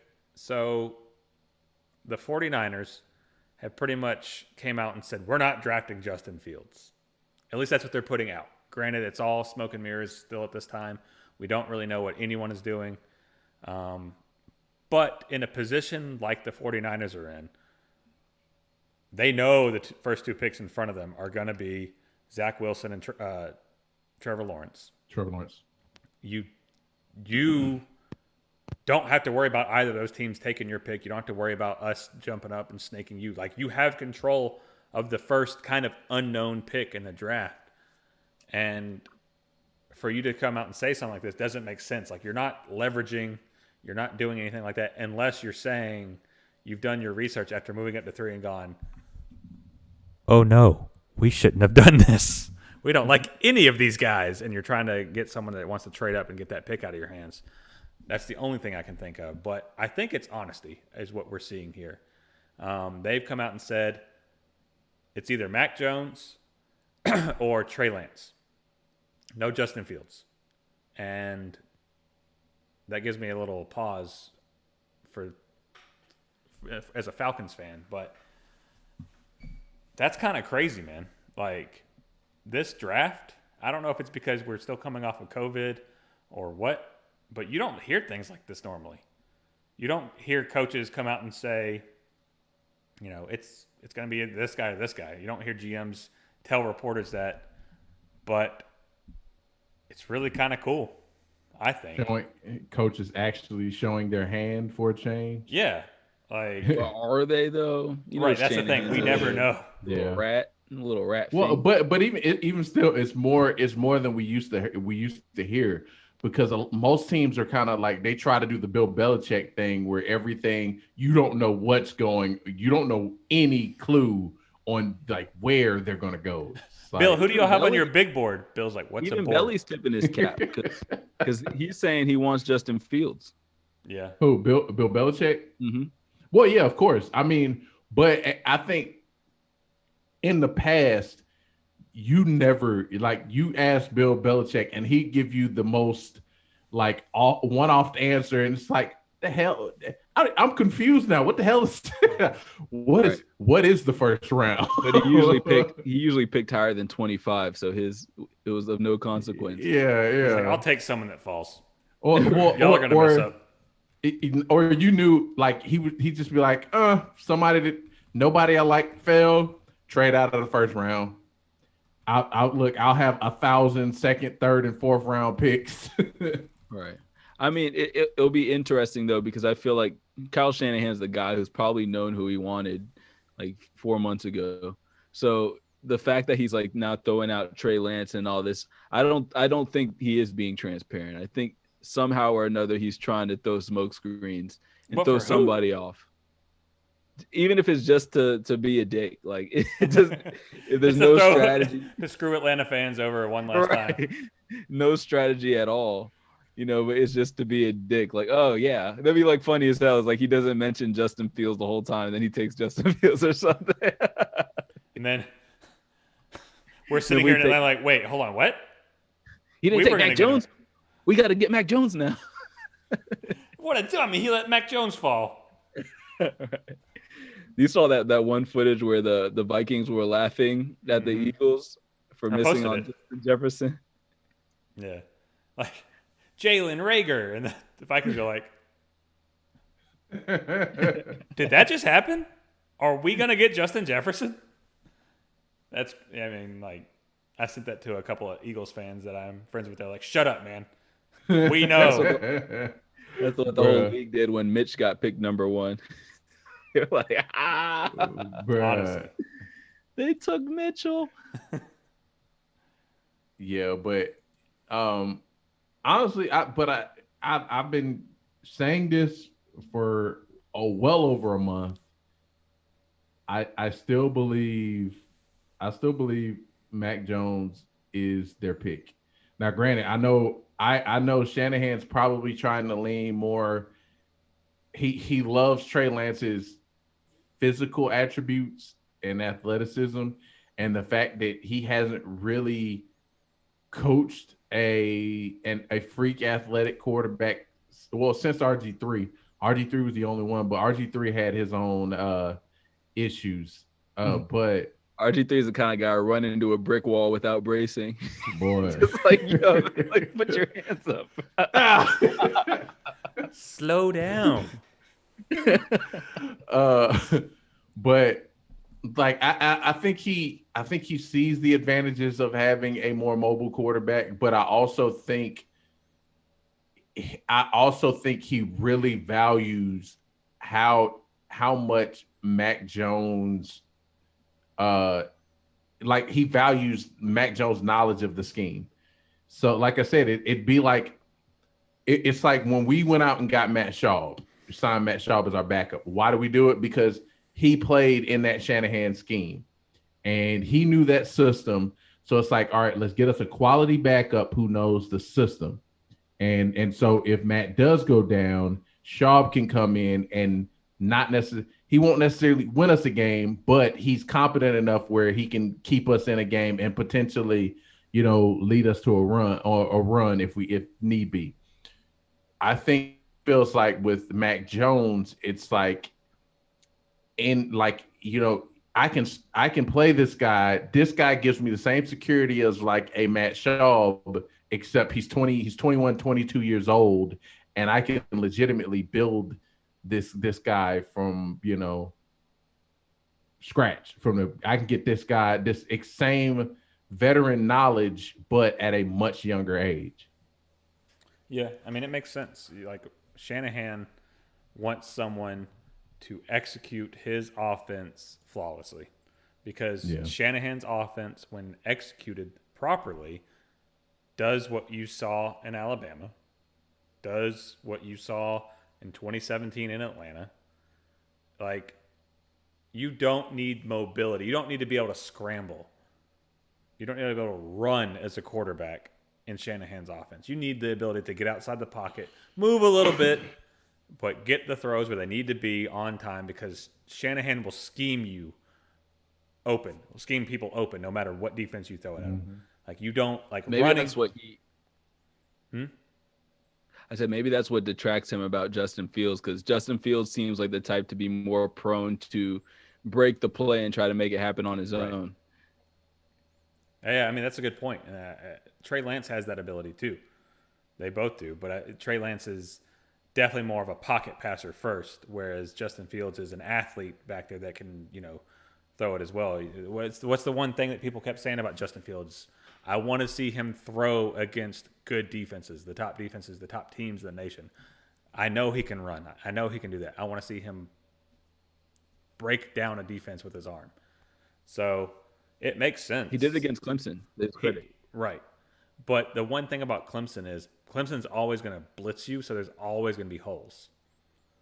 Like, they will play man defense. Well, I mean, isn't that technically picking apart a defense? Well, I mean, yes, my thing was he made good throws against Bama. Yeah, he did. Was that to what I said? Yes or no to who? To me. He was saying that teams wanted to see him do that. But that brings me to my next point is let's say that it goes chalk. It goes what people think they're going to do. Trevor Lawrence 1, Zach Wilson 2, Mac Jones 3. That now leaves Justin Fields and Trey Lance, as far as the quarterbacks go, left on the board, and the other guys that are probably going to go in the second, third, fourth, fifth. And the Falcons sitting there going, okay, now we have the option of what Falcons fans have been wanting for a long, long time, a strong arm quarterback that can move the pocket, that can scramble and do all these things, or the litany of other things that we've mentioned before as an option at 4. So what do you guys think we're going to do at 4? And also, I just thought about that. No Justin Fields or Trey Lance in the top 3. That means 3 white quarterbacks are going to go in the top 3. Real quick though, I think it's sort of funny how it's all about. Obviously, we've sort of stopped talking about Trevor Lawrence because he's been locked in for such a long time. But people are sort of glazing over the fact that Zach Wilson is like, I never saw anything from Zach Wilson that impressed me, but somehow he's like the unanimous second number 2 pick. Like, why did the Jets lock in so hard on this dude who, like, the big game he had, like, he lost it to freaking Coastal Carolina in that one game. Mind you, it wasn't his fault, but I'll tell you like this. The same reason the Jets locked in on Sam Darnold was because he had a tremendous pro day. And I'll never forget, Sam Darnold had that pro. It was raining in Southern California, and he made all these throws in the rain, and everybody was so blown away by how, the ball was slick and he was still out here throwing dimes and so on and so forth. And I hearing Colin Cowherd, Sam Darnold is the greatest guy. And it's like they got enamored by a pro day. Right. But then when you saw him play at USC, he almost looked like the same exact player he has for the past 3 years, or however long he's been over there. He was with the Jets. I mean, but that's true. But at the same time, like I said, it's just there are certain players who their game footage isn't that impressive. Like when I watched Mitch Trubisky in college, I saw some good stuff, but I also saw a lot of bad. They talked about his pro day and his interviews is what made him jump up the board. Sam Darnold, same thing. There was a lot of bad on tape at USC, but his pro day was very impressive. And I think Zach Wilson, that pro day was very, very impressive. But there's a lot of inconsistency on film. So, I mean, this is the risk. This like when bad organizations tend to, I feel like, overthink things, and they go for the wrong. They go for the shiny, the shiny thing as opposed to going like what you should do, the research. Like I'm not looking at the stats. I'm looking. Ooh! Look at this pro day. Oh, this one. And it's like, no, look at the film. That's more important than the pro day. Look at this guy in shorts. Oh man, did you see that interview? He had all the answers. All the answers. He didn't slip one time. It's like he knew what we were going to ask. Oh my God. It's like, wait, did you watch any of his film? Oh, don't worry about that. He was a really nice guy. It's like, what the film? He's so nice. Film. I think I'm not worried about film. You see that throw he made on the run in his pro day? I think if there's any quarterback in this top 5, however many go in that order, Zach Wilson has the biggest potential to be a bust. Like, he's a little bit older. Yeah. He's only had, a little bit at the end of his career. Like, if Justin Fields were to go 2, I would swat that. But since we're saying Zach Wilson is pretty much a lock at 2, it's definitely, you're looking at him going, okay, you better live up to this, or you're Mitch Trubisky number 2, man. So I think that's a really good comparison, Trubisky and Zach Wilson, Micah. I think it's almost spot on. If they both live up to potential, right, like they could both be really good. But how much of this is actually going to translate? Because I would estimate that they probably have very similar combine numbers if Zach were to run. Let's also not forget about the one big elephant in the room. New York media. Mm-hmm. Bruh. Yeah, you get a kid. Yeah, you went to BYU. You go from BYU to probably the most brutal media place in the country. Mm-hmm. Hell, one of the biggest in the world, media markets in the world. It's like, bro, good luck. Honestly. Yeah. That's a good point. But luckily there's so much mediocrity already occurring that, it doesn't matter. The mediocre doesn't matter. New York is just one of those overly harsh towns. Yeah. It's like, how do they treat the Knicks? You know what I mean? Like, they've been bad for 30 years. So right. like, how do you treat a team that's been bad for so long? I mean, the Jets haven't been good since Joe Namath, really. Like contenders. Vinny Testaverde and the, Curtis Martin and Keyshawn and all them, they were contenders. I mean, they were in the mix. Like but no one was ever really like, oh, this is the team to be reckoned with. They were pretty good. Rex, Rex. Don't forget about the Rex Ryan era where they went to back-to-back AFC Championship games. But Sanchez, though, nobody thought they were gonna win the Super Bowl. I mean, people thought that defense could carry him, and that defensive running game, they thought for sure. Bruh. It was Sanchez. You didn't see all those Jets fans with jorts in the stands and stuff. Don't talk about Jets fans. You know they're gonna think they have a chance. They think they have a chance this year. Robert Saleh, or whatever his name is going to save us. Rocking their jorts in the stands. It's 20 degrees outside. They still had hope after Adam Gase's bug-eyed press conferences. Yeah. I still want to know what it would do. Like, he hit a smelling salt before that. What was that? Let's get back on track here. So let's say it goes chalk. Those 3 quarterbacks, top 3. We now have 2 quarterbacks that fit what a lot of us have been asking for, or fit the billing for what we've been asking for at quarterback in Atlanta. Or, there's the option of Kyle Pitts, there's the option of best offensive lineman, or trade back. With all of those options available to you, as Micah does a line off camera there, what do you do? Micah, what choice do you make at number 4?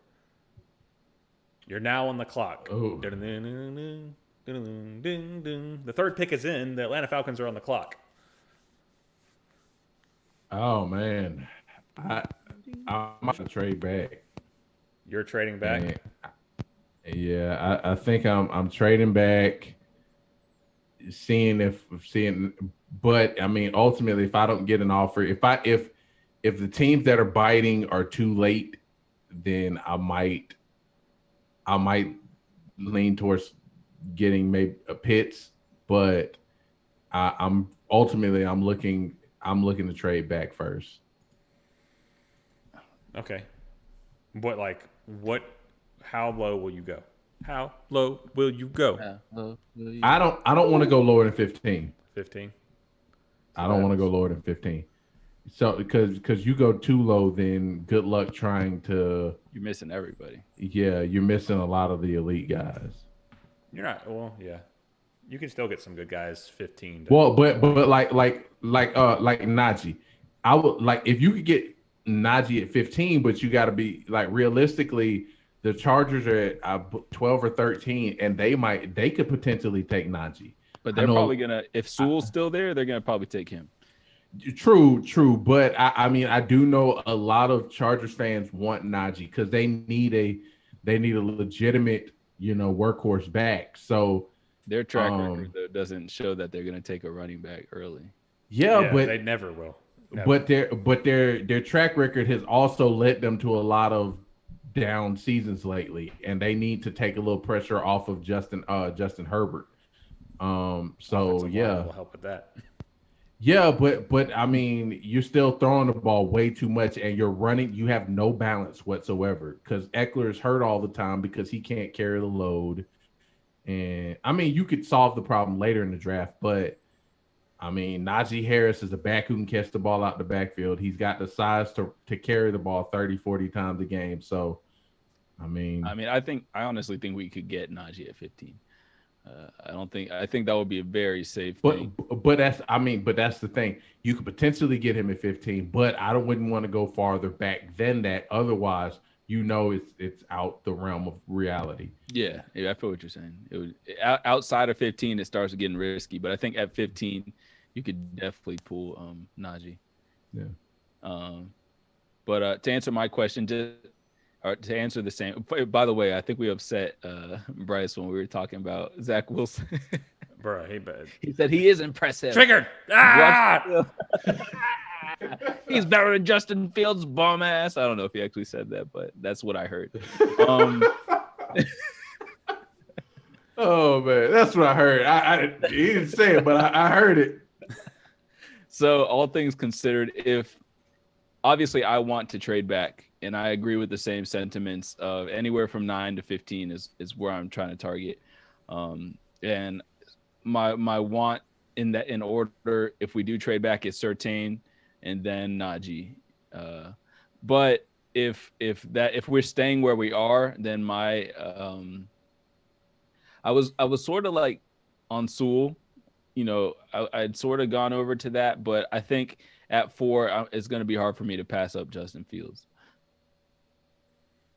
I can, I've actually been doing a weird dance in my head between if they both fall, like if say Mac Jones does go 3, it's like, man, do I want Justin Fields or do I want Trey Lance? Because Trey Lance is like athletically, Justin Fields is way ahead of Trey Lance. He's faster. He's I think they're about the same size, but he's just more athletic.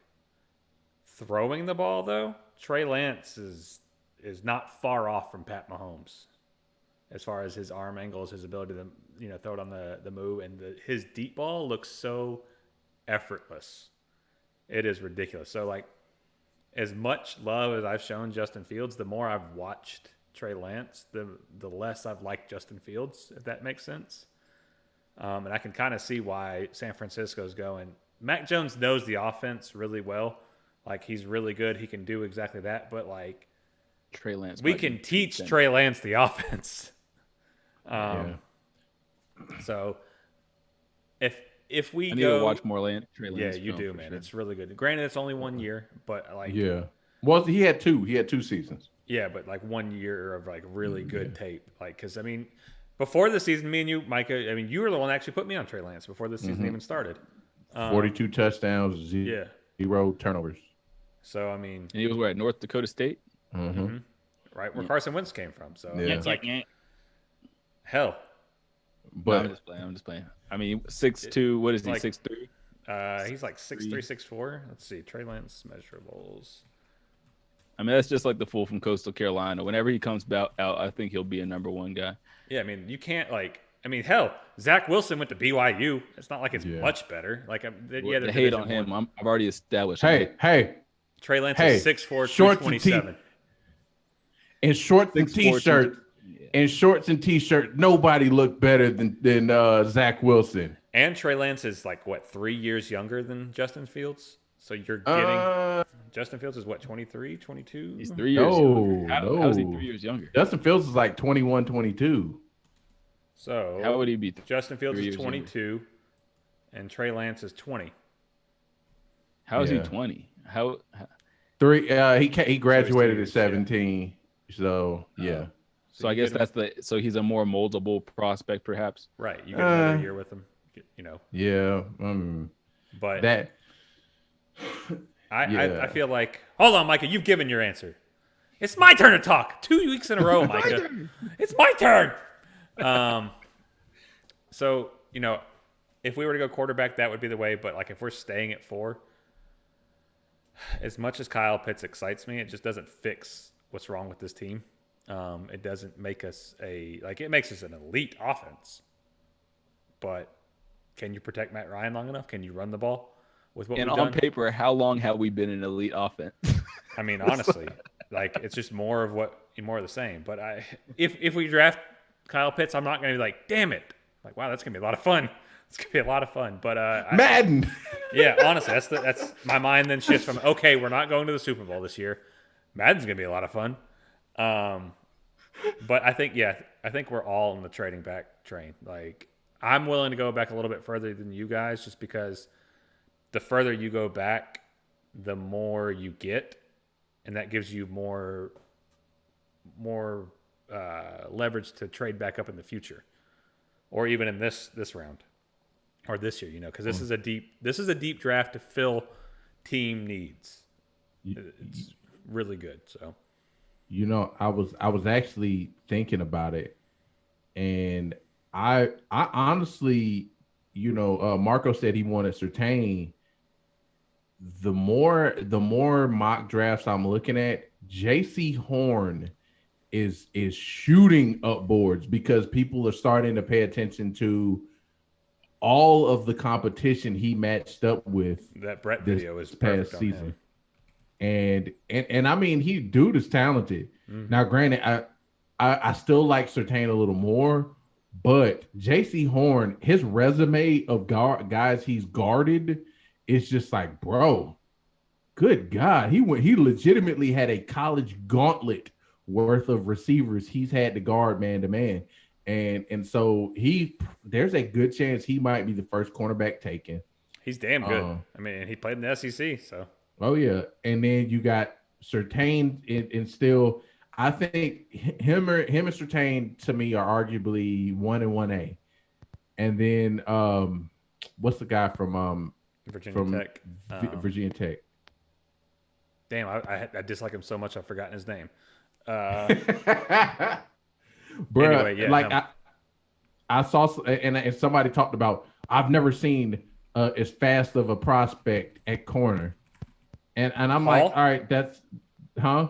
D'Angelo Hall?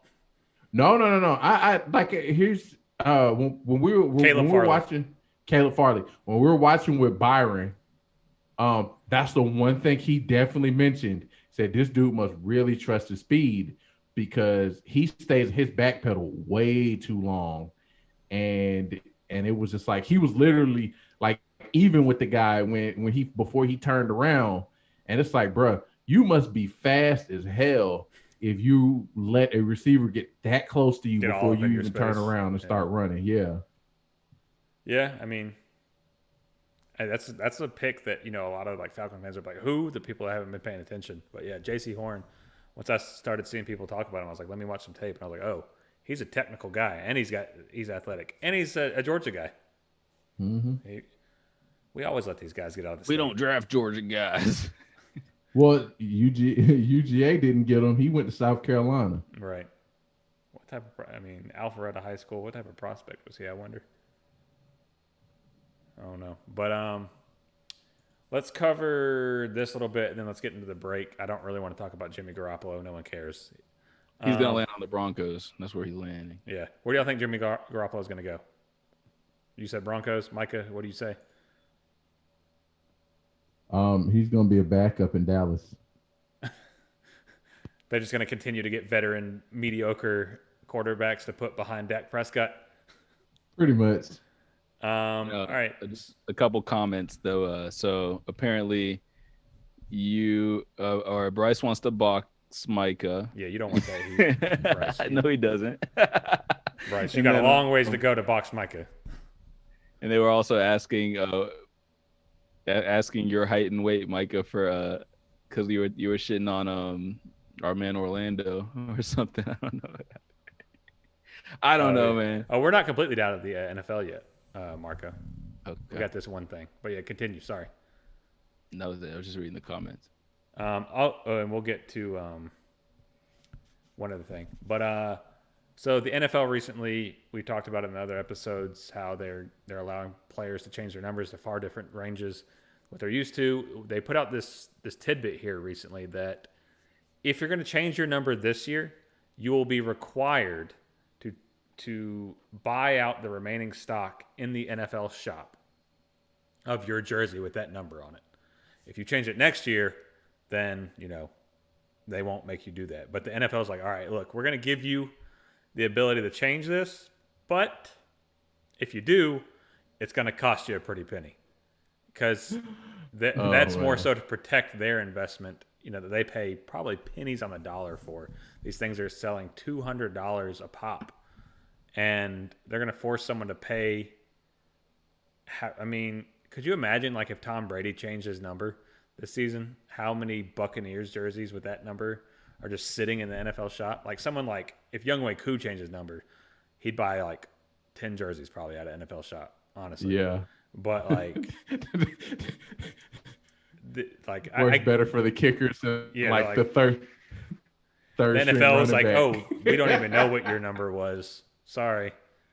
I don't think someone like Foye would probably have to worry too much about that either, because, like, even as good as he is, he doesn't get the national publicity that he deserves. But the funniest thing that came from this was, and no one really knows if it was sincere or not, or if he was just trolling, but it seemed more so on the serious side. Tom Brady took to Twitter and really just was trashing this decision and said, good luck trying to block the right people now, going to make for a lot of bad football. Why not let the linemen wear whatever number 2? Why have numbers? Just have colored jerseys. Why not wear the same number? Dumb. First and foremost, when you end a tweet with a one-word criticism of anything, you sound like Trump. Like, and we know y'all are buddy-buddy. Dumb. Awful. In all caps. But, oh yeah, and then he followed that tweet up with, I want to speak to the manager. So it's like, wait, hold on.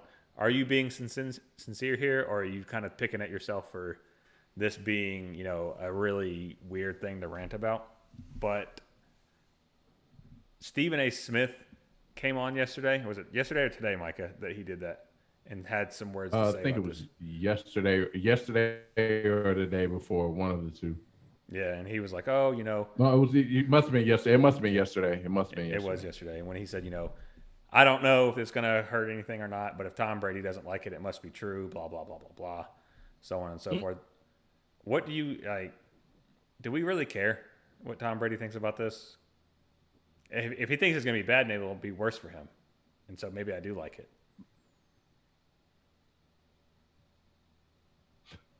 It is his league. He's Captain of America. This is the TBL. Yeah, honestly.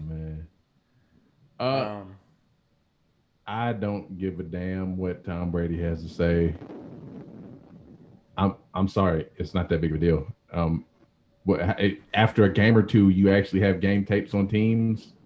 It's not going to matter. You're going to know who everybody is. It's not like they're changing numbers every game. It's not like, college where a player can change he wear one number on offense and then switch to another number to get in on defense. Just this.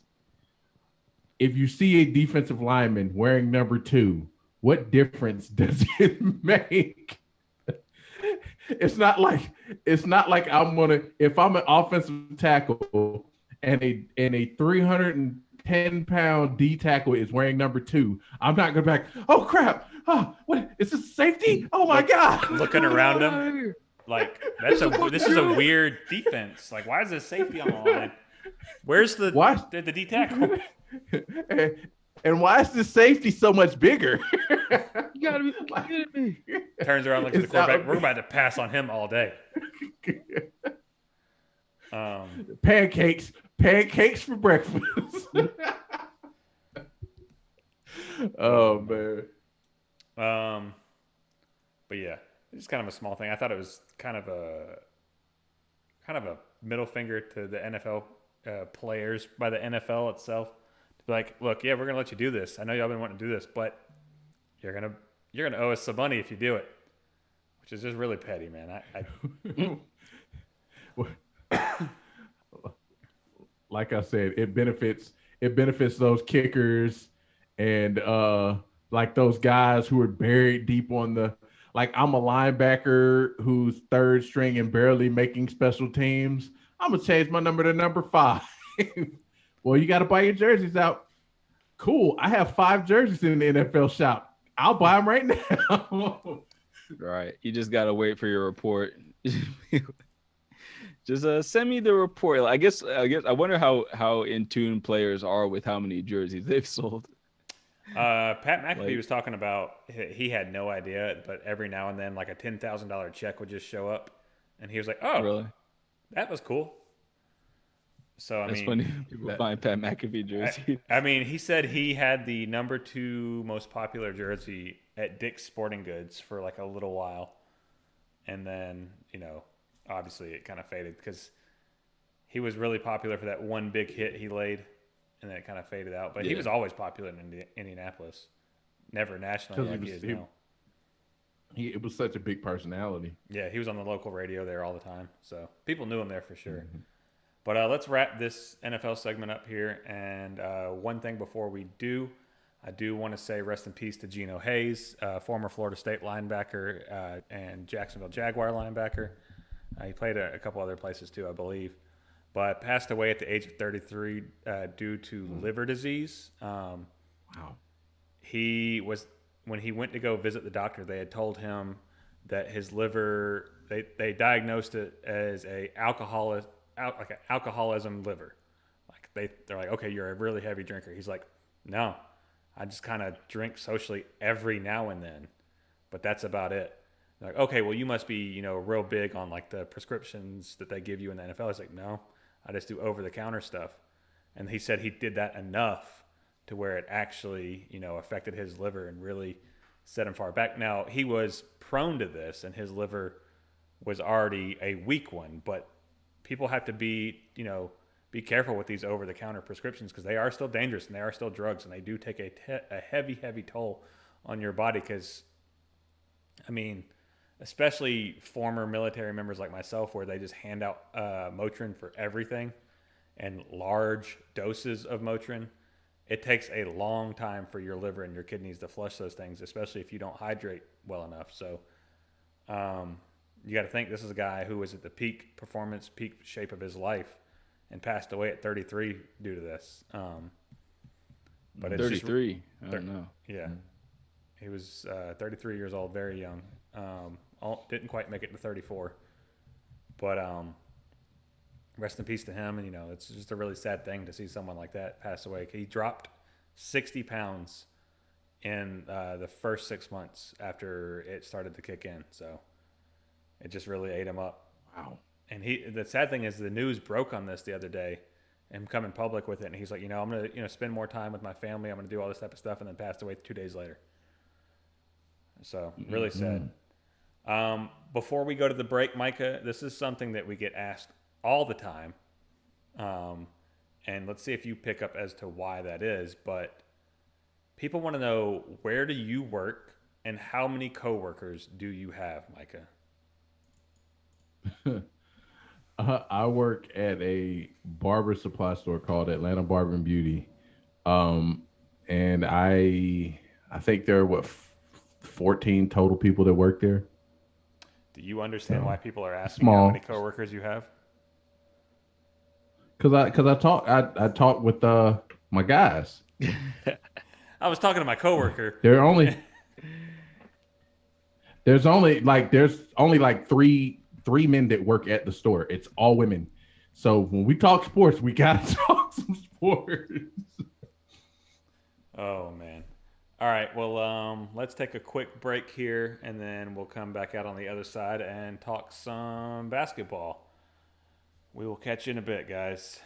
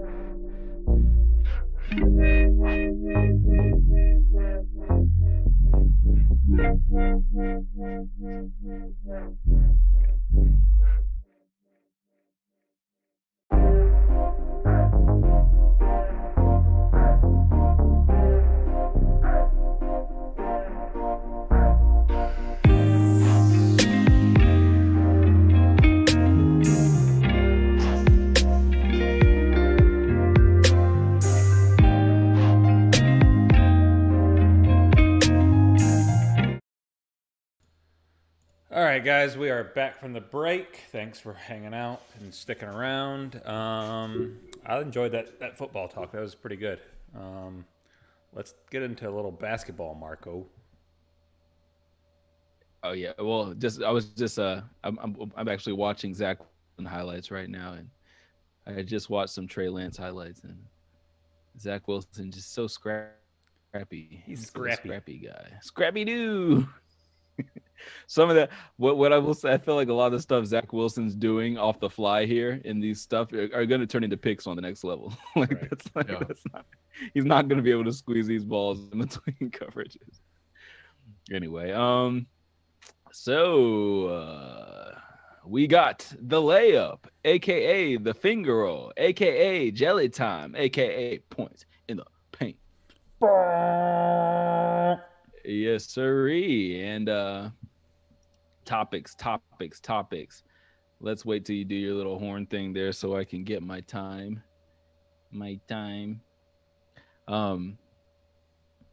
So the first story is going to be about LeBron. LeBron James. Apparently, there's been some guff, an incident going on here. Let's see. Okay. Oh no. 2, 3, 0, 0. Okay, let's go over here. Are we really that far behind on a delay? Yeah. Wow. Yeah. There's a delay. It's like a 30-second delay. So a Cincinnati bar owner announced that they would no longer air NBA games until LeBron James, probably the most highly touted NBA player right now. They said they will not continue to play NBA games until he is expelled from the league. This uproar started after the star forward posted a message on Twitter that included a photo of a Columbus police officer who shot and killed a teen girl last week, stating, "You're next, #accountability." The post, which James has since deleted. In response to that post, the bar owners, Jay Linneman, said that NBA games would no longer be aired until James was ousted from the league. If anyone wants to watch an NBA game, don't come to Lenny's Pub, the post read. We will not air them until LeBron James has been expelled from the NBA. King James responded saying, "Aw, damn, I was headed there to watch our game and have a drink tonight." Well, it's been made pretty clear that LeBron could care less. So just, summing up this incident, what do y'all think of this, this incident here? What do you think LeBron meant by his tweet? And you could comment on both of them, and maybe why did he delete that one tweet, where he was talking about your next accountability? And was there anything wrong with that tweet? And how you feel about Lenny's Pub? Are you going to Lenny's Pub when you're in Cincinnati next? It's so appropriate that it was a pub. There's a couple things about this that I want to talk about. This is just another out of touch white guy that jock rides the military and the police and doesn't understand the actual struggle that's going on for a certain class and a certain race in this country. And they think anything that is said against the police, that flies against that, is anything about accountability. They think it's an attack on the police and their patriotism. Shut up, Jay Linneman. No one cares what you have to say on a subject that you're out of touch on. 2, you're doing the NBA a favor by removing a mass watch point of their product.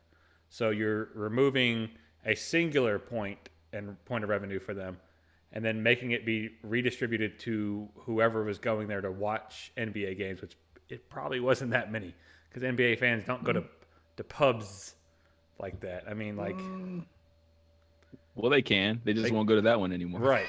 I mean, honestly, though, I feel like pubs, maybe this is just a prejudice of mine.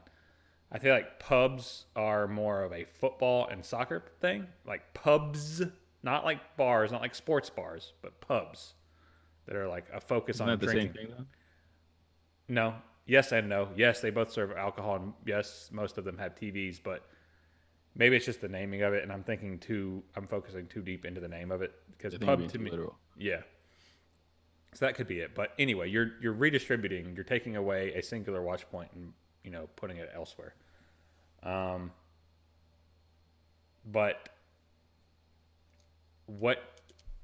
there was nothing wrong with the tweet. What LeBron said, I feel like he took it down because it could be misconstrued.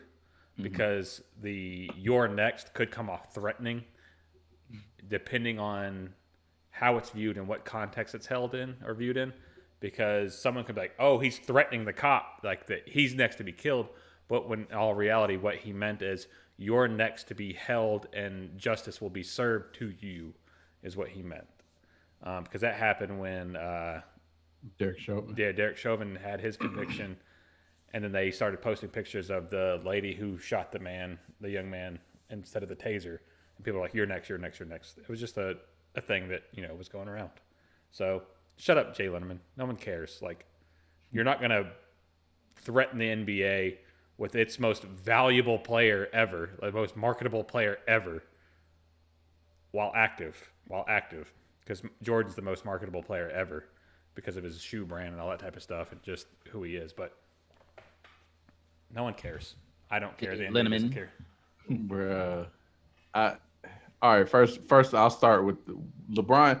LeBron said it. He even acknowledged he took the tweet down because he said it could be taken in the wrong way, and that was the he said it started. He said when people started to comment on it, he said he saw the direction the comments were going, so he took the tweet down because it was actually being counterproductive to what he was actually saying. There wasn't anything wrong with the tweet. It's like Ryan said, he's just saying you're next to be held accountable for this, for your and not to threaten the officer, but this is one of the few we just recently saw a police officer get held accountable for like Derek Chauvin. It's one of the few times we've actually seen a police officer actually be held accountable for killing an unarmed suspect. Typically they're given all kinds of rights and what's the word I'm looking for? Leniency. Yeah. No. But there's all kinds of rules that that they have, like rights and whatnot, that they can get around the law, so they can't be prosecuted for anybody that's killed at their hands. So finally someone was held accountable, and that was essentially what he was responding to. Like that you're going to be held accountable. That's all. As far as the Jay Linneman guy, bruh, the dumbest thing you can do as a pub/sports bar owner is to take away a type of game off your televisions. Give people a reason not to come to your bar. So, and we're still technically in a pandemic. So in a pandemic, you give more people a reason not to come to your bar. Good luck trying to stay afloat.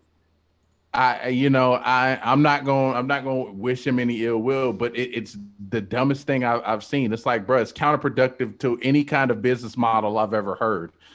Or what's the goal? You hope that other right wing nuts are going to come support your bar just because you made the stance.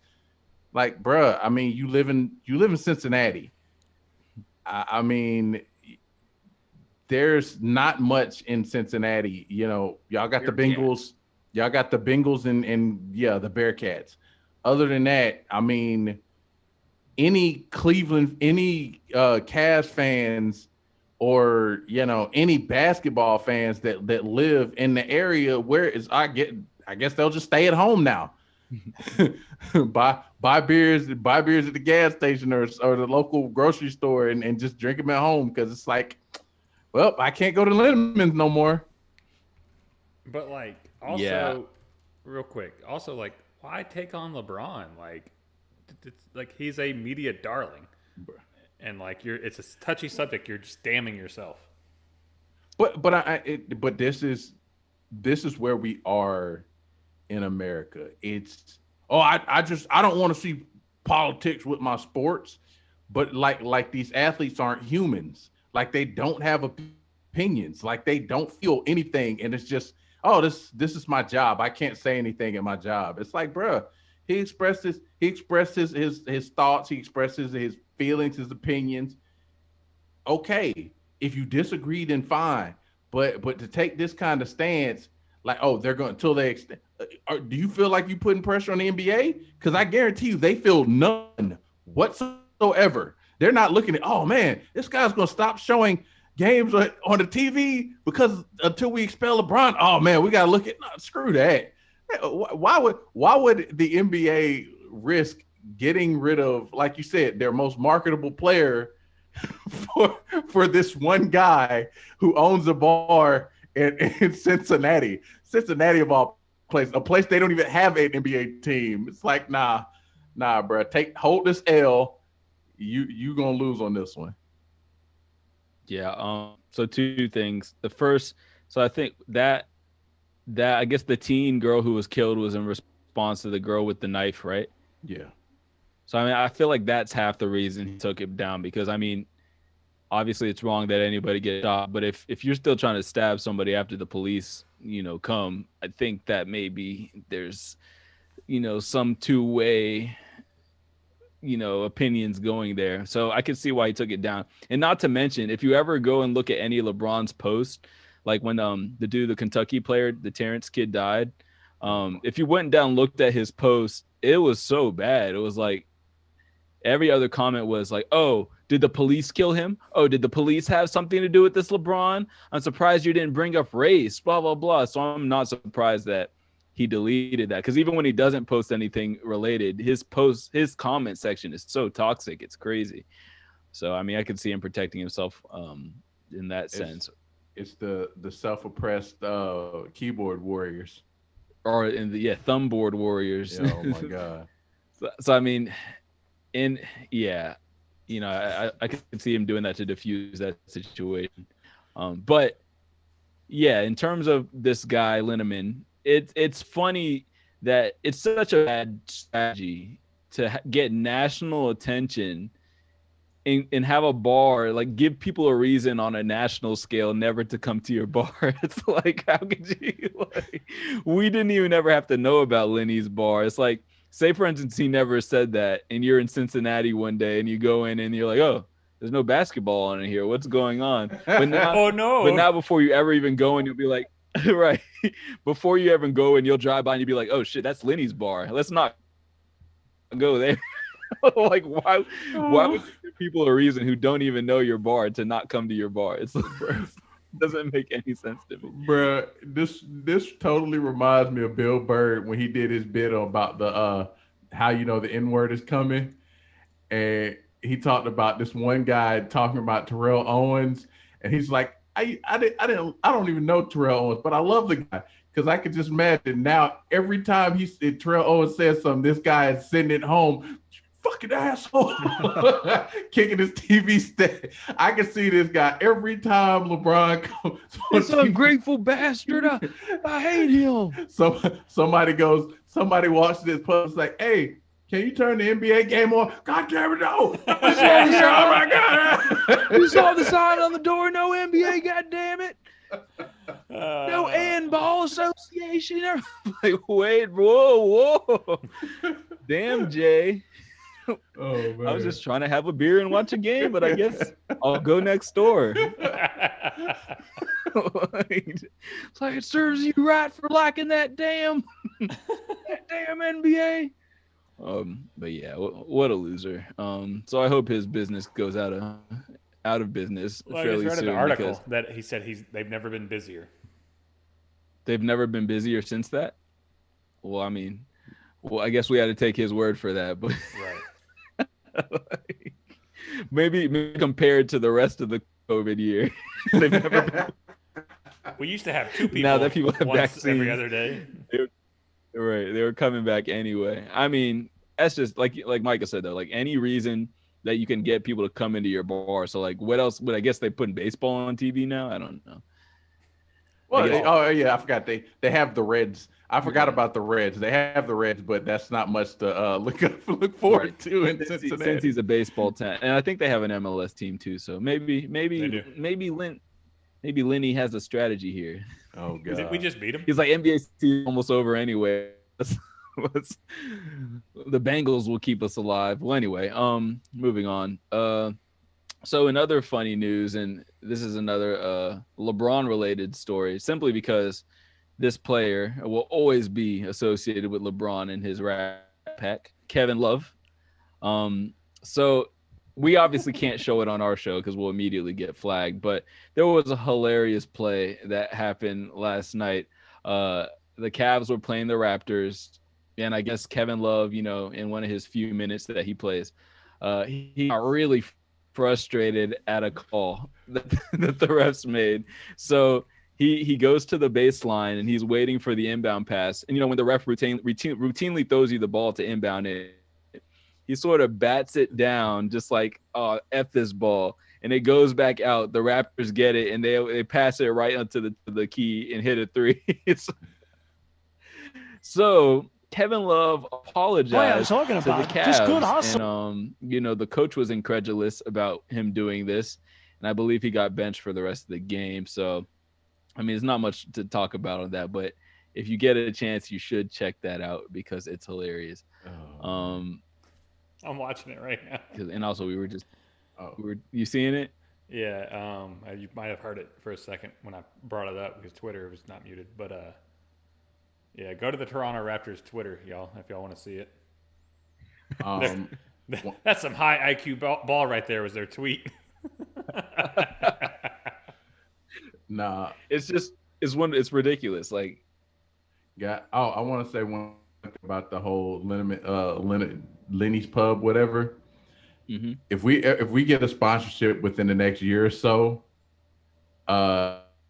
we need to all get LeBron James jerseys and go up to Cincinnati and go into Lenny's Pub and be like, hey, can you turn on that Laker game? All right. We got a lot of money to spend here. We're big timers from Atlanta. Like what? It's like, no, you heard the story. Ain't no NBA in here. I would buy a LeBron jersey just to do that. Then after we do that, then Harvey, you can have the jersey to burn it. Right. I mean, I'm sure in that bar maybe they just run old school tapes of the Cincinnati Royals. Sometimes Oscar Robertson out there. Maybe that's what they play in there. Ooh, Kevin Love. Apparently, this is not. I'm looking at some stuff, and Kevin Love has been acting up on the court here recently. He's been doing a lot of. Yeah, there was a play where Colin Sexton had it at the around the hash mark on the right side and was dribbling. It was like towards the end of the first half, and they were down 13. It looked like. Let's see. Yeah, they were down 13 against the Thunder, and Colin Sexton was just literally just standing at the top of the key dribbling.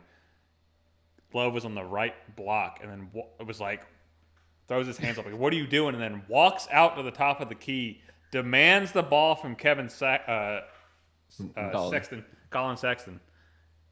like catches it up here and immediately just takes it and launches it to the guy it was supposed to go to for the shot clock ending shot there. And Usman is just like, all right, and throws up a brick. He's losing his mind. Like literally, like gets it up here from Saxon and just goes, woo. Kevin Love is losing his mind. Oh, man. I mean, losing does that to you, man. He wants out. He's just collecting checks after LeBron left, and just like, I got stuck in Cleveland, of all places, Cleveland. Right. He should just go be on the Golden State Warriors bench for the next couple of years, and a likely landing spot, actually. Yeah, be like one of their, how they had the grizzled vet model with like the Sean Livingstons and the it's my man who used to play for New Orleans, David West. I forgot about David West.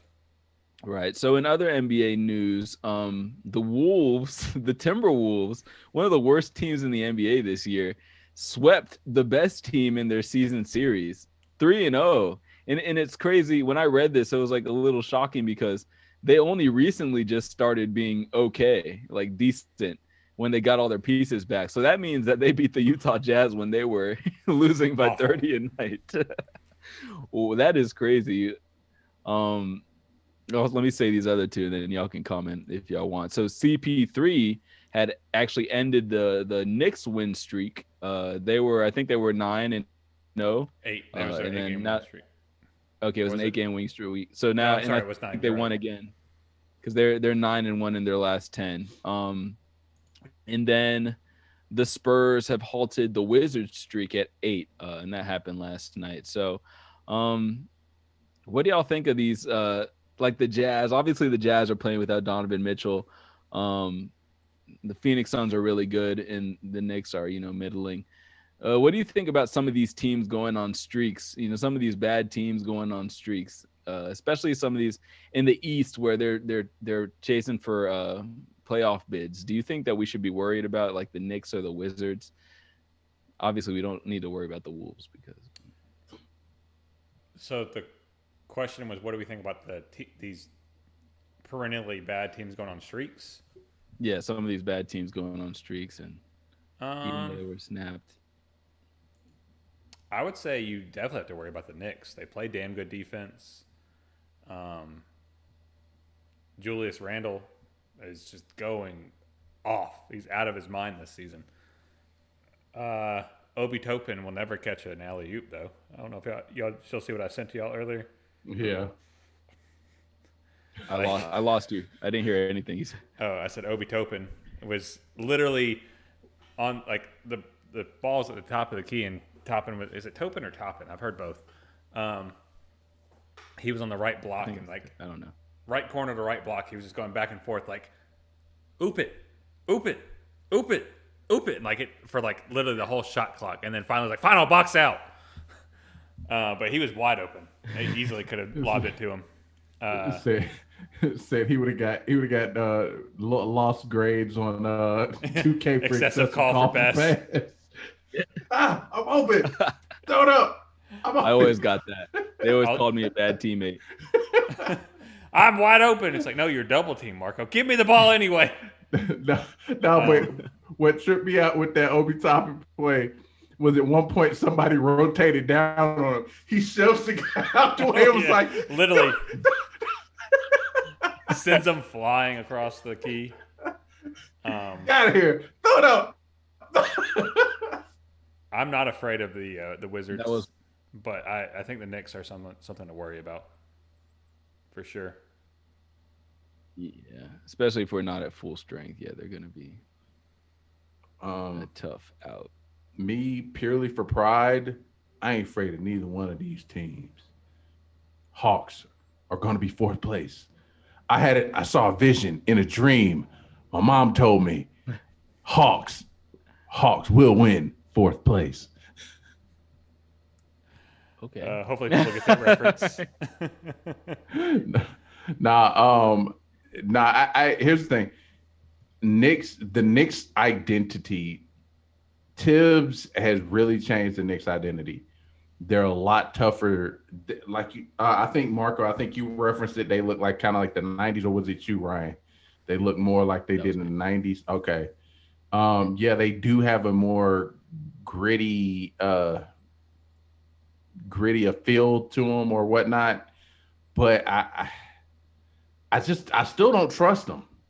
I mean, I like Julius Randle and whatnot, but I don't trust them down the stretch.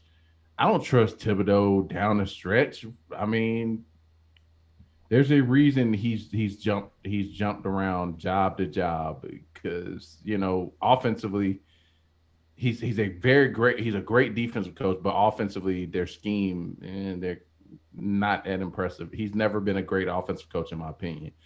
And as far as the Wizards, no. I mean, I like Bradley Beal. Bradley Beal's a dog, but Russ Russ is. I think they'll only go as far as Russ will carry him, because Russ is, like I said, Russ is like a football player playing basketball. And I mean, the aggressiveness, he's overly aggressive, overly physical, overly emotional, and it's like, and he's the ball dominant guy. So it's like, bruh, you need more feel for the game. And as long as you keep playing as wild as you can get sometimes, it's like, I don't trust that I don't trust it legitimately make a run to threaten us. Yeah, I mean, I agree with what y'all are saying. I do think out of these 3 incidences, I think the most revealing is probably the Jazz one. And I think that, even though it's an anomaly and they still have the best record in the league, I think it just shows that they're beatable, and, they're not conference. I don't think they're conference final material, even though they're really good.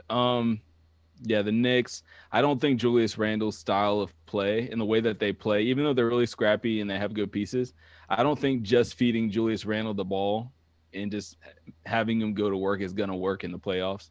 Like, that's not going to work in a 7-game series. The Wizards, I think they can make the first round, but like you said, as far as Russell Westbrook's going to take them the first round, that's usually as far as he can take his team. So yeah. Moving on. Dennis Schroeder has played some great basketball in the absence of LeBron. Who? Schroeder. Who? Schroeder. Who? Chocolate Thunder. Chocolate. Oh, that's that guy that used to play for the Hawks. Oh, okay. Yeah, that guy. I didn't know he was. No one cares about him. He's no longer on the Hawks. Yeah. Well, he's been okay. So my question is, do you think I'm a morph this into something that matters?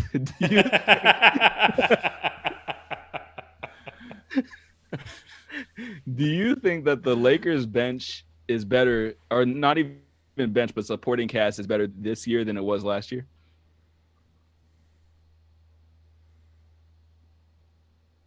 No. They got Harrell now. They got Schroeder as opposed to Rondo. They got Marc Gasol somewhere on their bench buried deep. I mean, there's a bunch of names, but they got Drummond now. Nah. The team they had last year to me was longer, more athletic, a little more versatile. So they got a good Ben McLemore. Surprisingly, was one of their biggest, under the radar acquisitions. I don't know why, like, it was just like nobody really messed with him like that. But B-Mac can go off at 30 any night too. Well, yeah, but that's the thing. He's quiet. It was a quiet pickup, but and I like him over anybody they had last year.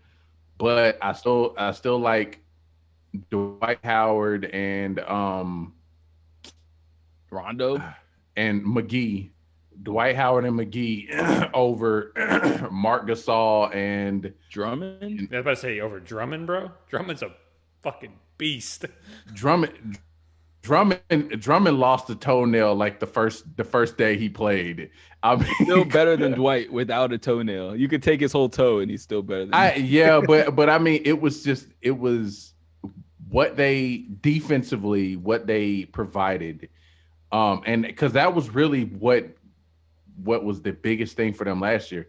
Like, bro, they completely took the lane away from teams last year. And they're not going to do that this year? I mean, they got Harrell. Drummond, Marc Gasol. Like, they're all great defenders. Well, Harrell's okay. He needs a body. And he tries really hard. I'm not really sold on Drummond or Marc Gasol. Marc Gasol at this age as a defender.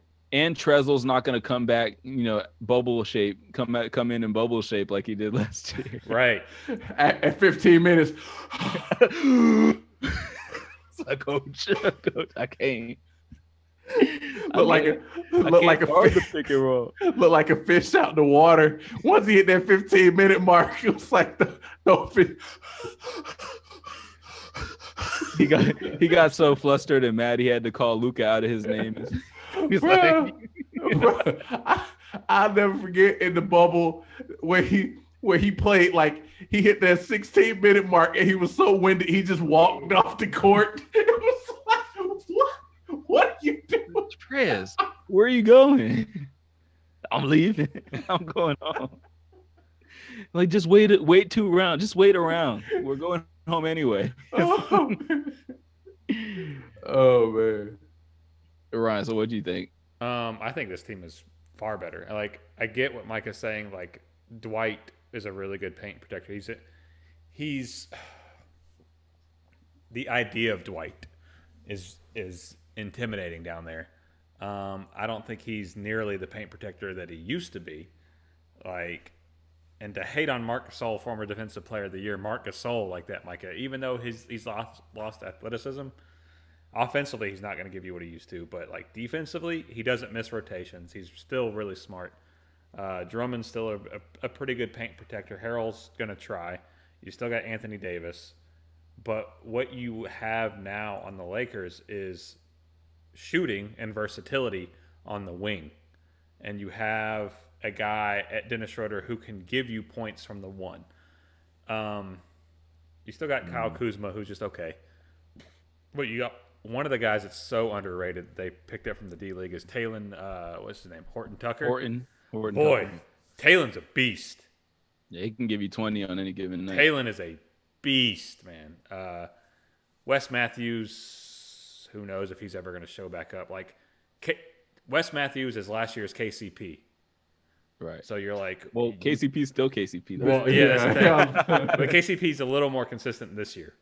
But like Wes Matthews is like, bro, how are you even on the squad? Like, what happened? And then you still got your boy Alex Caruso. So I mean, he's gotten a lot worse this season, actually. KCP has? No, Alex Caruso. Oh, really? He's had a precipitous decline. This is not Bubble Caruso. 5. He was like averaging like 6 points. He put the headband on and forgot how to play. Right, his season high I think is like 14. It's like 14 this year. Bruh, you still got Talon there to replace that. So, you said I was disrespecting Marc Gasol. I didn't say he's trash, but he's not the defensive player that he used to be, and that's the thing. He's lost not just us one step. He's lost 2 or 3 steps. And it's just, I don't think of him, like you said, the thought of Dwight Howard as a rim protector is just a lot. And don't sleep on JaVale, because even though JaVale is a Shaqtin' a Fool all-star, bruh, like hustling, he'd be everywhere.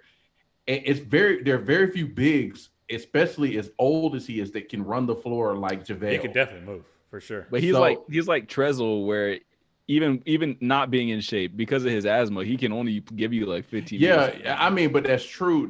But as far when he is on the court, it's a spark. He provides a spark on both ends of the floor.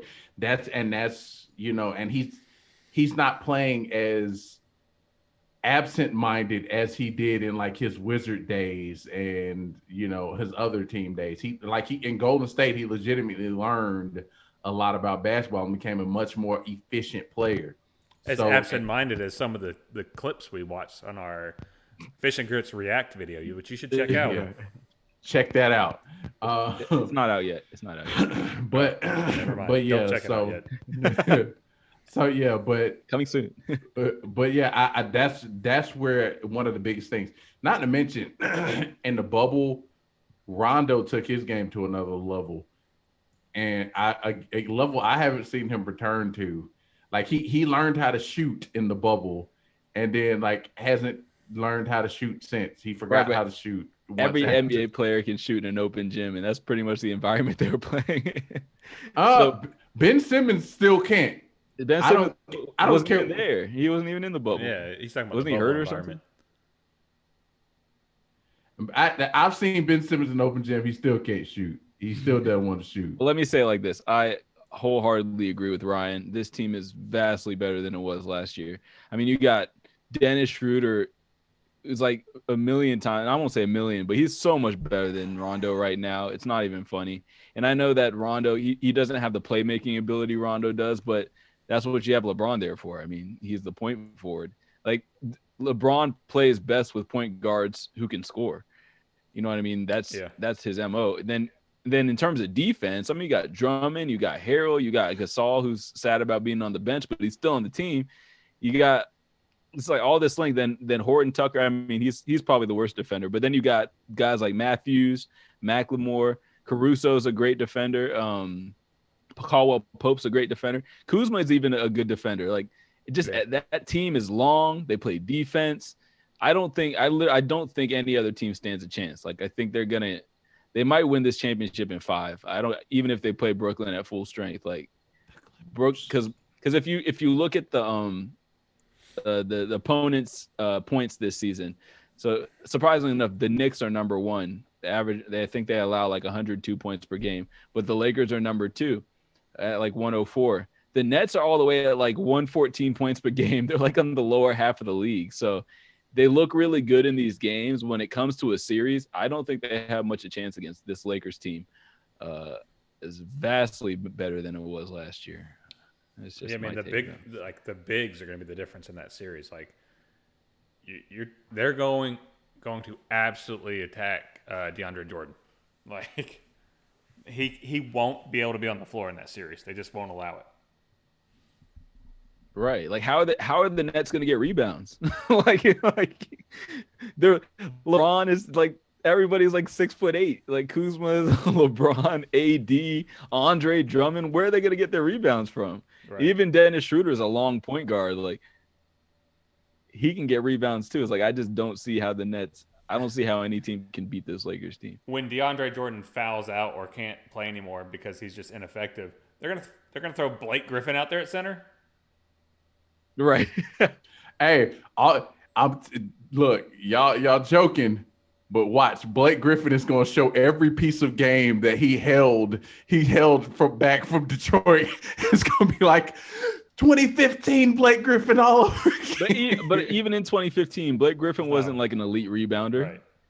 Yeah, I mean, yeah, I'm just being facetious, but I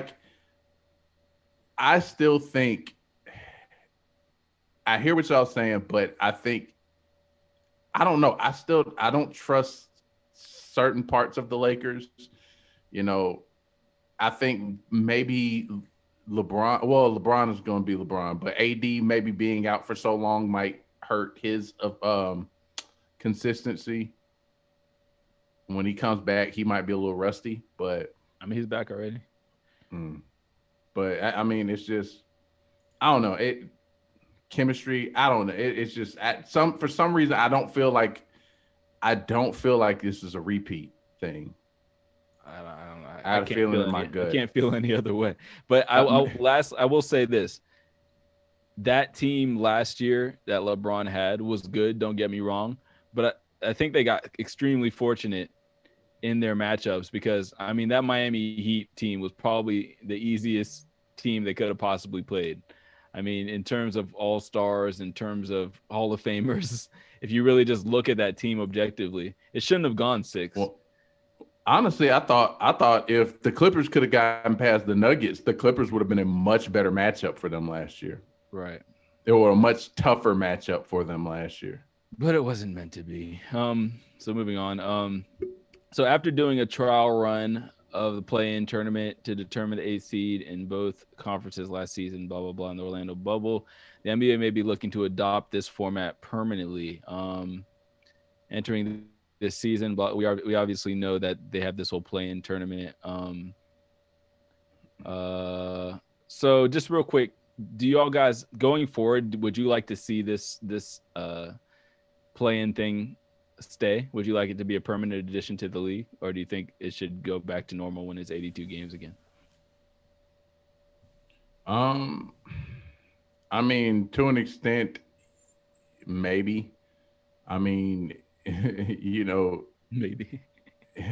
I mean, it worked. It did work in the bubble, but we also were starved for quality basketball or quality sports in general, because pretty much most sports are shut down. Honestly, I think this needs to be the true determining year, because this is a year where you got other things. If the games aren't interesting, if these playing games aren't interesting, or at least close to as interesting as like NCAA, then you might want to just go back to the formula that works, that works. So I mean, yeah, like I said, it sounds good right now, more basketball, but if they turn out to be terrible games because there's a huge gap between 7 and 10 and and whatnot, then yeah, you might have to look at a different formula. Yeah, I mean, I like it. I mean, I'm always there for more teams getting in, because there was always that point, except for the Eastern Conference for a while there. There was always a point out west where you were like, look, man, teams 8 through 10 are pretty good. Like, you were 10, sometimes 12 deep in the Western Conference. So I'm always there for that. This year in the East, and it's pretty tight across the board too. As the competition increases in the East, I like it. More teams, the better. And it always gives you that chance of that team who's going to get hot at the end of the season and just miss it by a game. Because what was that? It was the Suns last year in the bubble. Yeah, the Suns, right? But they got an opportunity to play, and they actually, they didn't get it. No, they never got it. Yeah, they never got an opportunity because they couldn't win. It came out or something like that. Yeah, I think Memphis had to lose 2 Memphis. games. Yeah, Memphis won a game. And if like they trash. had lost, then yeah. So yeah, I'm funny all to think for that more whole thing was teams. designed for the Pelicans, and they fell flat on their face. Oh my God, bro, the Pelicans, like, they're still terrible. Is Zion ever gonna carry a team?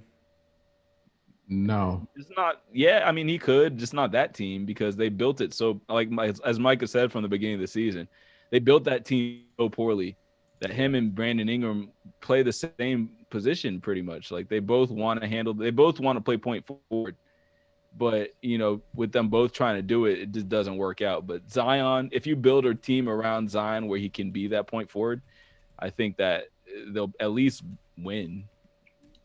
I mean, I just have I have this thing about, it's kind of like Minnesota, in my opinion. Teams that build around these bigs, they you're not going to win the championship when your big is your foundational piece, in my opinion. What are you considering? Are you considering Zion a big? A 4. Okay, that's where I disagree. I think he's a 3 playing, and they try to force him into the 4 role. He's a 3. He's a 300-pound 3. I mean, he's Charles Barkley-esque. Yeah, he plays like a 3. But Barkley played the 4. That's because he could rebound. He was the greatest, one of the top 2 greatest rebounders of all time. Yeah. I'm sorry, but I mean, I don't want Zion on the wing. I don't like. He's not a consistent enough shooter. I mean, dude, legitimately around the, it's like Josh Smith, in my opinion. Okay, wait. We're going off track. What about, even we're going off track of our off track? Like, what if I'll tell you this. I think it's unfair to compare him to Josh Smith on the No. Let's put him more in the parameter of a Ben Simmons on the perimeter, where Ben Simmons obviously has no business on the perimeter, but he still is able to handle the ball full court and win. Yeah, the only reason I said Josh Smith is because of the athleticism. And Josh Smith, when he was around the rim, he was so athletic that he was almost unstoppable. Like he converted like 70% inside the paint. But I don't know, for some reason he fell in love with the 3-point line and kind of nullified his entire game. but it was just like, Zion is bigger. He's so much bigger and stronger than everybody. It's like I want him closer to the basket. I want him bullying people down there. I want him wearing down their bigs and basically taking away their rim protection presence. And it can open up things, but like I said, I don't know. I just have this thing about building around. He's not LeBron, so I have a thing about building around those kind of bigs that I haven't really seen it work. I mean, they should literally just go look at those Suns teams and copy the kind of teams that they built around Charles Barkley, just for today. But yeah, I mean, like you called it out from the beginning though, like you pretty much surrounded Zion with a whole bunch of dudes who aren't knockdown shooters, and that's what he needs. Like he needs guys on the wing who can knock down threes. Like, and BI is not that. BI is more of I want to drive, I want to get in the mid post, I want to, have the ball in my hands all the time. But I feel like Zion, like Charles Barkley, needs the ball in his hand. BI is what we need in Atlanta. Yeah. Right. That's second ball handler. Them or Miami. Miami's the team that needed him the most. Yeah. I don't know what they were thinking. They fell so in love with Hero that they decided not to make any moves, but that was retarded. Well, you needed, but I said this back then when they hired Stan Van Gundy. His offense works best when you have a guy like him, like a dominant guy who can just dominate around the basket, like Dwight Howard, like Zion, and you have knockdown shooters around them. That's just when they're most efficient. And like you said, they don't have that. Lonzo's getting better. I mean, and that the next thing about Stan and how flawed what he's done this season is that. So first he was all raving. Remember we had the whole story where he was raving about Lonzo and he was like, I'm gonna do this and that with Lonzo. But when the season actually started, your best ball handler, your best playmaker doesn't even touch the ball. Mm-hmm. He doesn't even play point guard. Like they have him as a spot up shooter, and that's not what he's best at. Even though he's gotten really good at shooting threes, he's better at handling the ball. So like that whole team, exactly, that team is so flawed, and it's how it's built, it's how it's coached, and they have way too much talent to be 4 games behind the Warriors. Like the Warriors are terrible. Steph and friends. They're losing 70-37 right now. Oh my God. Who are they playing? Dallas, yeah. Oh God, that's right. You did say that earlier. Yeah, there's no reason they should be 5 games behind that team. Like that's ridiculous. And yeah, I mean, but I do think Zion. I do think you can build a winning team around Zion. You just have to. It's almost like Lamar. Like you take what you have and you build around it. You don't build in spite of it. You know what I mean? Like Lamar in football is, of course, if you didn't get that to lose. But yeah, it's like you have to build around the best player, and Zion's definitely the best player on the team. So build around him. I don't care how many points BI can score. It's like if they don't fit, they don't fit, and they don't fit. Okay. So getting back to the topic though, just to end it, I like the play-in a lot because I think towards this part of the season, it really increases the intensity of some of these games. Like players are playing for a lot more now, knowing that they could potentially be in this play-in. They're like, oh no, anything but that, like anything but the play-in. So right. So I sort of like that. But like Micah said, depending on how and once we get to 82 games, I think there could be a component there where it's like maybe it is unfair that a 7 seed would have to like play a 10 seed who's like 10 games behind them or something like that. You know what I mean? So I think once we get back to normal, we're definitely gonna have to revise how we feel about this. So another quick one. Just since we're sort of wrapping up this year, go ahead and tell me who is your MVP and who is your coach of the year. I'll go real quick. MVP, it's still, I want to say another name, but I'm going to still go Jokic. Should be Chris Paul. And coach of the year is Tibbs.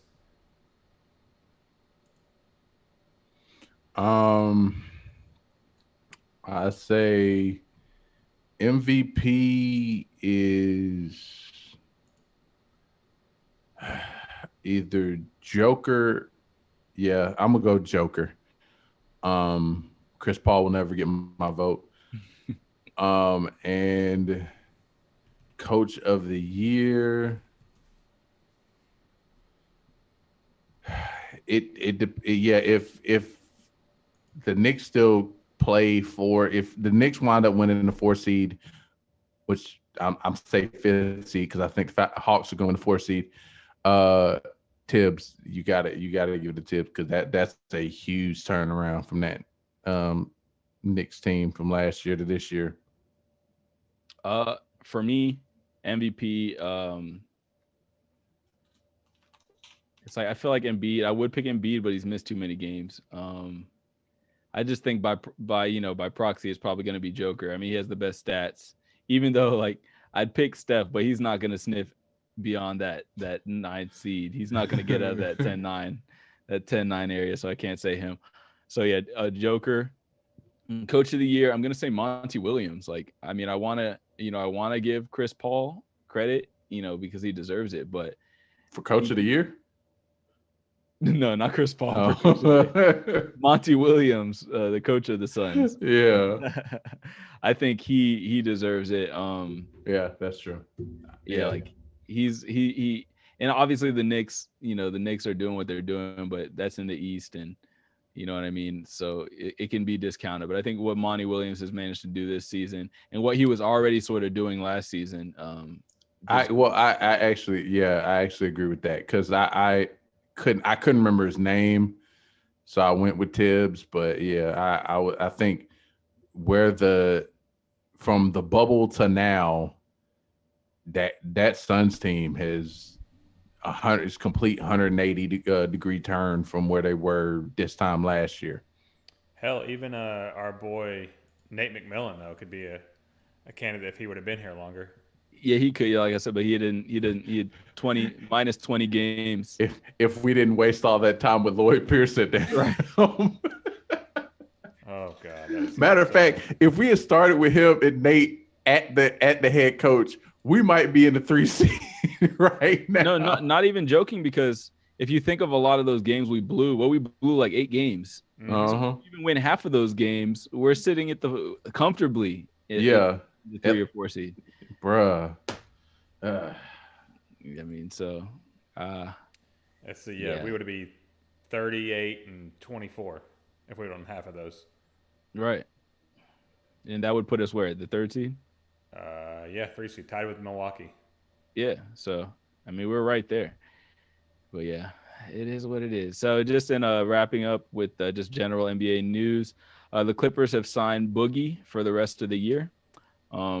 John Wall had a hamstring injury, and he is likely going to miss the rest of the year. Just cool because we have Houston coming up, so they were starting to look. They were starting to look a little bit better. So hopefully, that can be one of the wins we need to get to that. I think now our magic number is 4. And then the Warriors are the first NBA team to have a collection of NFTs. And these NFTs are like retro ticket stubs and ring collections. And then among other things. So I thought that was pretty cool. Have y'all bought any NFTs?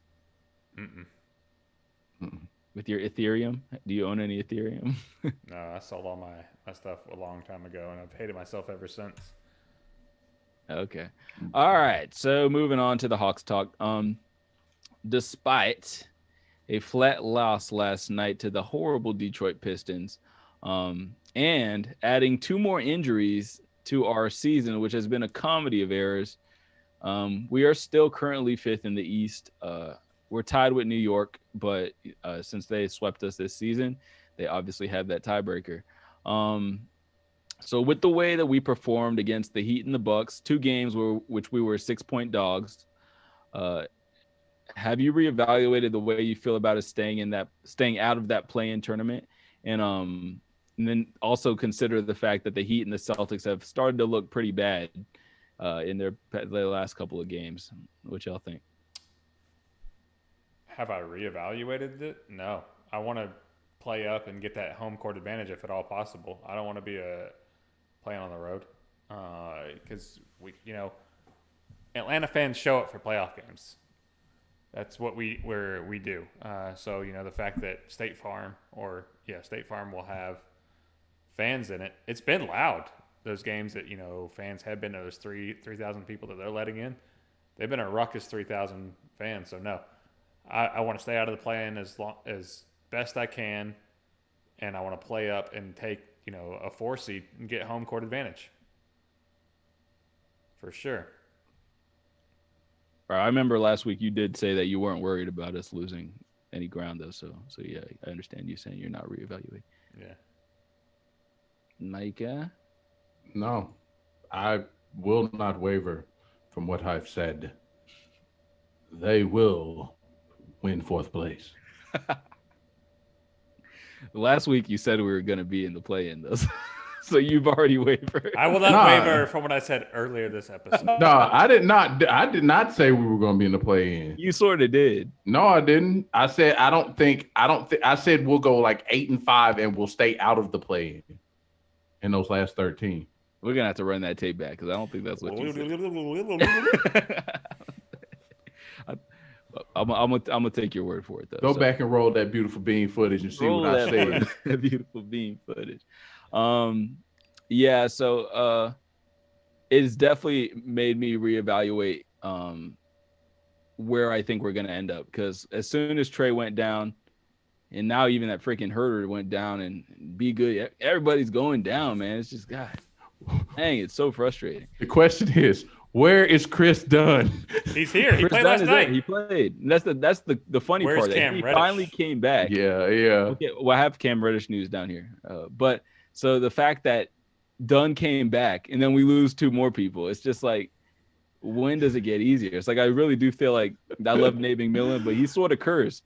Because I remember at the beginning of the season, my friend was like, Nate McMillan's great, but his teams always get hurt. And I'm like, man, shut up. What? That's not going to happen to us. Down the stretch. It's like, damn. Everybody's getting hurt. So, yeah, I mean, I've sort of just the way that we stick in. And even last night we played flat, but Lou Will wasn't even playing because he had a flu or something. Not COVID. Oh, man. Not COVID. He's one of the few people in the country who still catches the influenza virus. He didn't catch it in Magic City, did he? Probably. my money's on yes. He had to get his wing fixed and caught the flu. Doggone, man. When them scrippers sneezing on his wings. I could just see it. But so yeah, I've sort of reevaluated it. So I think that we can stay above 6. I really do, just because we beat, that Miami team, I know it's just one game, but they've started to look really bad. Like Bam Adebayo and Tyler Hero not stepping up has really cost that team.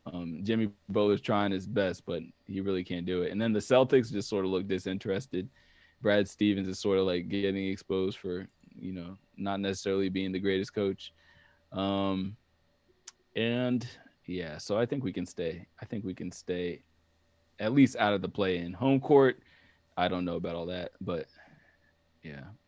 Hopefully the Knicks start faltering. So the next question, do you think Clint Capela should be considered for Defensive Player of the Year? Yes. Yeah. They be hating. The reason I asked this because I was reading this Q&A that they had with Dikembe Mutombo, and they pretty much asked him, who are your favorite defenders in the league right now? And he was like, Embiid, Gobert, Capela, and I think he said Giannis. But then you go down and read their list. Huh? Ben Simmons, I thought, was one. Okay, Ben Simmons. It wasn't Giannis, it was Ben Simmons. So you go down and read their list, and they're like, they say list everybody, like Bam Adebayo. They don't even mention Clint Capela. Is it like a maybe? Like no love at all. And like, if you look back in history, like look at like that Allen Iverson team. It's like one of the key components to winning is having a guy who can score on your wing, then having a shot blocker, who intimidates everybody. And Clint Capela is probably the sole reason this team has turned around. I'll give Nate his credit too, but the fact that Clint Capela is sitting there in our lane makes us a threat every night to be in the game because people can't just bulldoze through the lane and bully us out of there. So, yeah, I mean, I agree. He should definitely be a DPOY candidate. And it's disrespectful that in this week, 427, all the way this deep into the season, that he's not even on the list. So, I mean, that tells me that his chances of winning it are very low. Hold on, one thing real quick. So, let's compare his stats to Rudy Gobert. Okay. Because Rudy Gobert is pretty much a shoe-in for Defensive Player of the Year every year. Right. For the past years. So Rudy Gobert, 14.5 points per game, 2.8 blocks per game, 0.5 steals, 13.5 rebounds per game. And Clint Capela is 15.5 points per game, 2.1 blocks per game, 0.7 steals per game, and 14.7 rebounds per game. So metrically, yeah, Gobert's averaging close to a block more a game, but I mean, every other category, yeah, Clint is better than him. And then our team is also, right there, top 5 team. And it's not like we're 11 seed or something and he's doing this, you know what I mean? Right. So yeah, I completely agree. He should have even got an all-star nod, but obviously it's Atlanta, so they hate. So the last thing, positive news. I don't know, you could either take this as positive or negative. There's a little bit of both in there. But Cam Reddish is back to on-court activities. So he can run, he can jump. I don't know, they didn't say scrimmaging, so that's not there yet. And he will be reevaluated on May 16th. So what that pretty much means to me is he's done for the season. Right. That's when the playoffs start, isn't it? Yeah, that's when the playoffs start. So unless we're gonna, bring him back for 3 minutes a game in the playoffs, then yeah. Yeah, that doesn't really. But they found him. We put him on the milk carton, and they found him. They listen to the podcast. All the teams listen to us. Oh man, they're like, wait. Just like 2 weeks ago, we were like, I was like, I don't even know what Chris Dunn looks like. They're like, wait, we'll show you. We'll show you. Stay tuned. Let's bring him on the court. It is funny though. He looks so eager to score. He was like 0 for 5. He just kept reaching and fouling everybody last night. I was like, damn, Chris Dunn. I'm like, I gotta get all my steals that I missed. I gotta make up for all my steals. Like, I understand you're the defensive guy, but you don't need to pick up Killian Hayes full court, bro. Chill out with all that. Yeah. So I hadn't played in a year. Honestly, it was 15 months. Bruh. Ryan, did you just add this injuries thing? Yeah, I have a stat here. Okay. So right now the Hawks have missed the third most games in the NBA this season, and I pulled it up here. We have missed a total of 248 games. God. The 2 teams ahead of us are the Rockets, who are terrible. 15 and 46. And then right ahead of them are the Magic, who are 18 and 43. So a combined 33 wins are the 2 teams ahead of us. That is a testament to our depth on this team and how well we have built this team and how well we are playing right now. We should be in the teens as far as wins go. I mean, you just lose your starting point guard. You lost Capela, Capela was out for a little bit. Our star wing, who is probably going to be a most improved candidate. Oh my God, Hunter! God, I can't wait for him to come back. Red Velvet was stepped up a lot. Yeah. That was so BS. Like, he literally pulled his shoulder out of his socket last night. There's more. So from yesterday, this is Man Games Lost NBA at Man Games Lost NBA, the Twitter. On the season, the most wins lost due to players being out. Number one, Brooklyn is actually missing 11.15 wins on the season. That's mainly because of KD being out. Mm-hmm. Atlanta is second at 10.5 wins, missing right now due to injury. And then the So Lakers we could potentially be a number 1 seed. The Lakers are third with 8.6. The Clippers are fourth with 8.1. And then Washington missed 8 wins, which still wouldn't have put them in the playoffs. Well, no, they would. Yeah, they'd be in the playoffs. Who's been hurt on their team? That's an exaggeration. Who knows? I feel like Beal and Westbrook have played every game. They don't have anybody else. Well, I mean, I guess Rui. Are they talking about Rui? Rui has been out for a Rui, while. remember Rui got Puai? Oh yeah, I forgot about that.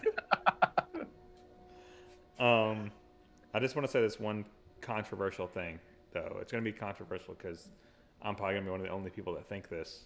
And I mentioned it. I kind of offhandedly mentioned it to you guys in the chat the other day. I feel like this team looks better and plays better without Trey on the court. I feel like there's more. It's even.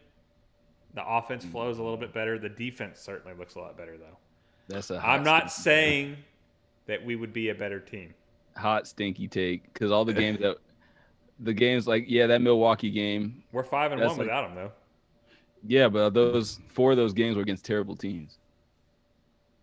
I mean, I definitely get the defensive aspect, yes, because Trey is a liability on defense, but it's a reach. Minus has been like in the 20s. It's a reach. Yeah, it's a reach for me. I mean, there's no doubt he's good. Yeah, but like, I mean, look last night. Look how, we've had some success. That Miami and that Milwaukee game were probably our 2 most impressive wins on the season. But first of all, Miami played terrible in that game, and like last night, I'll look at last night. It is very hard for Clint Capela to score when someone like Trey isn't setting him up the easiest passes. Like I almost like when I was watching it, I was almost like I would want to ask Clint, like, how much easier is it for you to score when Trey is throwing you those lobs? Because he was struggling. Like the lobs they were throwing just were not working. Bruh. He was like 6 for 17 last night or something. Like Herder's inability to pass. I don't know if I've ever seen a guard who's as bad of a passer as Herder is. It's horrid. Well, Herder's really a 3. Yeah, he's really a 3. He plays the 2. He's been better. But even still, most wing players have some kind of ability to pass and know where to put the ball. Kawhi made it all the way, won 2 finals before he learned how to pass. Like that during that Toronto year, he was a terrible passer. But I mean, he still got his assists, but it's still I've like I said, it was one game we lost where Herder inbound the ball and threw it to the middle of the lane, tried to throw an alley to Capela and threw it to the middle of the lane. Like, bruh, you're like 5 feet away from the spot you should have thrown that ball. Like you were way off. Yeah, I mean, there's been 3 games but that was all Lloyd era, because I've been watching him since then on his inbound passes. He hasn't messed up one since then, but yeah, he had three different games where his inbound passes cost us games. Bruh. I was like, wow, Herder, like, what are you doing?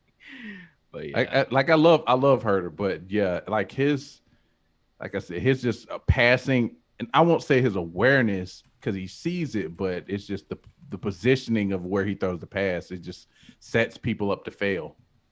But yeah, I'm not. That's and Ryan, that take that you have, you might have forgotten, but that is the take that Lionel had at the beginning of the season. He's like, they look so much better with Trae Young on the bench. Oh yeah. I was like, oh, okay. I mean, there is a definite difference in the way the team plays when Trae is off the court.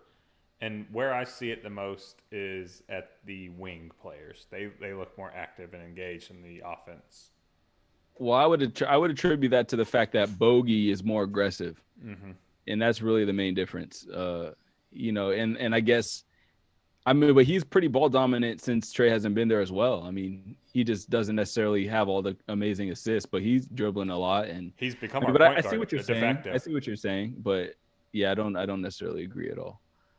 Well, like I said, it's gonna be controversial. I don't. And Herder's looking better. Herder's shooting a lot more. He's shooting a lot more confident shots as opposed to, like he'll get it. Like he used to second guess on. He could be wide open to second guess taking a shot. I mean, he was still 0 for 5 in that Milwaukee game. He just did very, very well from inside. But I think he was 1 for 5. He did not shoot well from the 3, but yeah, I get your point. But that's pretty much it for the layup, aka the finger roll, aka jelly time, aka points in the paint. You know what time it is? It's the suicide squeeze. You're out of here. So, Braves beat the Cubs tonight, 5-0. Move us to 11-12. We are still under 500. We're almost there, guys. Ian Anderson followed up with a gem performance tonight. 7 innings, 1 hit, no earned runs. Bowling. I think he had 8 Ks. Yeah. And good old Ronnie Acuna hits his 8th home run of the season with a 481-foot yak. It was a bomb. So that ties him first place in the MLB. Reese Hoskins dropping dingers, big dingers. Which is funny because all those scouts apparently would have taken Tatis and Juan was it Juan Soto? Yeah. Said it would take him over Ronnie. I'm taking Ronnie every day, baby. Pablo continues to clutch his pinch hitting when gets another big knock or RBI, 8th of the season. But in sad news, it is reported that Saroka won't be back until June, and Fried won't return until early May. So 2 guys that we had high hopes for and were planning on being big stables in our rotation, we're gonna be missing them for more time, for even longer. So we got to continue to lean on pitchers like Smiley and Huascar Enoa, which I mean they haven't.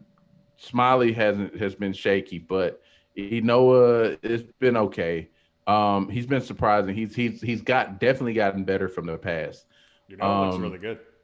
Yeah. So but I mean I don't know long term if it's just he's very good. Like I think I was talking to somebody and I said they asked did any of the starters get time in spring training, and I said, well, I think they were trying to rest the starters from last year, but and so a lot of these young guys got a lot of Bryce Wilson and Enoa got a lot of pitching done in spring training. They got a lot of reps, and it's showing. Like they're almost at midseason form early in the season, and meanwhile, a lot of the guys, the bigger name starters are still showing signs of rust, and they're struggling.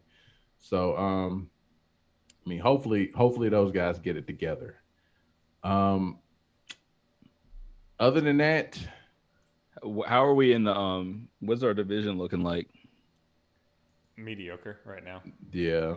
Nobody. Let's see. NL East. No, we're not up top. We're not atop. But we're second now. Yeah, nobody's Mets, running away. So Mets are 9-9 in first place. We're second. We're tied for second with the Phillies at 11-12. Marlins right behind us at 10-13, and then the Nationals are 8-12. Yeah, nobody's The NL West is where it's going down though.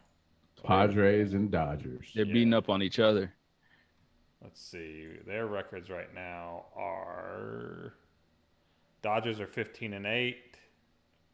and Giants are 15-8. Padres are 13-11. Diamondbacks How are are the just, Giants 15-8? They're always a sneaky good team, man. They just have a good front office. They draft well. They sign players that you forget that they sign, and they have probably one of the best home field advantages in the MLB. Mm-hmm. But the Diamondbacks, who just swept us, are now 11-11, and the Rockies are 8-14. Yeah. Central's pretty much like the NL West. It's pretty close. Yeah, so the NL East is the weakest NL division right now.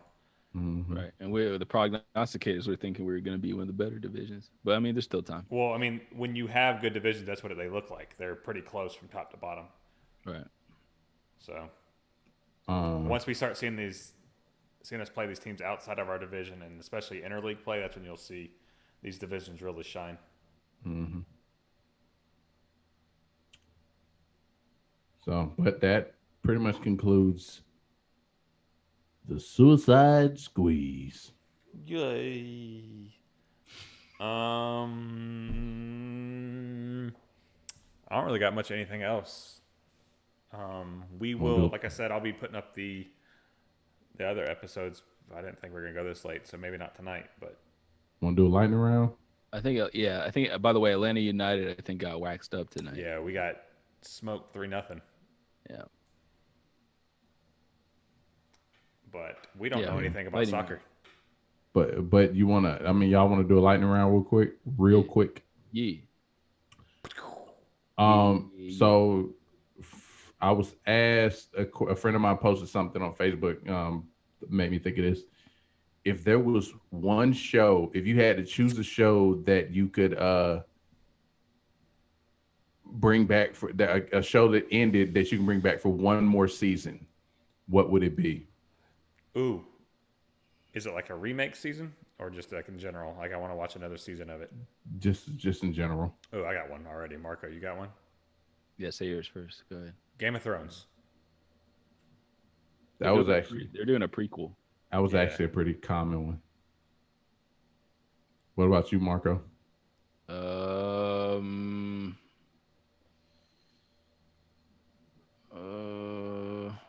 What was yours? I actually said either Ballers or House. House? Mm-hmm. I don't even remember how that ended. I guess he turned into Mansion. I'll go. He turned into Mansion. I'll say, gosh darn it. What's that show called? Breaking Bad. Ooh. That one ended so perfectly though. But yeah. It did, right? But if because they did give us that Jesse thing. Mm-hmm. So, but that wasn't really that good. Yeah. So yeah, I mean, if they could finagle another season out of that, maybe. But then I don't know. That's a bad one because they gave us Saul. Well, Saul's a prequel. Saul was so good too. Yeah, it's such a good show. I haven't finished the last season because it wasn't available, but I couldn't think of a better answer, so I'll just say Breaking Bad. Yeah. Game of Thrones, they ended it, I think, where they needed to end it. I mean, they ended it as far as timeline goes. Yeah, like season 7 built up to where it was supposed to, and then season 8 went, Yeah, it was like it spewed out. They just didn't do what they were supposed to do at all. It all happened so quick. I think like Daenerys' turn sort of made me want it to be over. Well, I think that annoying. I think HBO just gets to a point where they're just kind of like, all right, we just got to end this show. Well, I mean, like, it's, they out finished the book, and so they're like, well, we don't know what we're gonna do about this, so right. Well, I'm interested to see the show that they do about the Targaryens, but just a quick question on that. So when the show ended, he is explain this to me. Maybe I didn't understand. So he's riding away with the Wildings, right? Uh-huh. So did they lie and say that he was gonna go be a Night's Watchman again? Or so what? Explain that to me. So when he rode off with I'm trying to remember how it ended. He rode off with the wildlings. Because remember, they agreed that because he killed Daenerys, that he had to go live out his life. This was Jon Snow, right? Yeah, they agreed he had to go live his life out as a watchman, a Night's Watchman, or whatever those people are called. Night's Watch.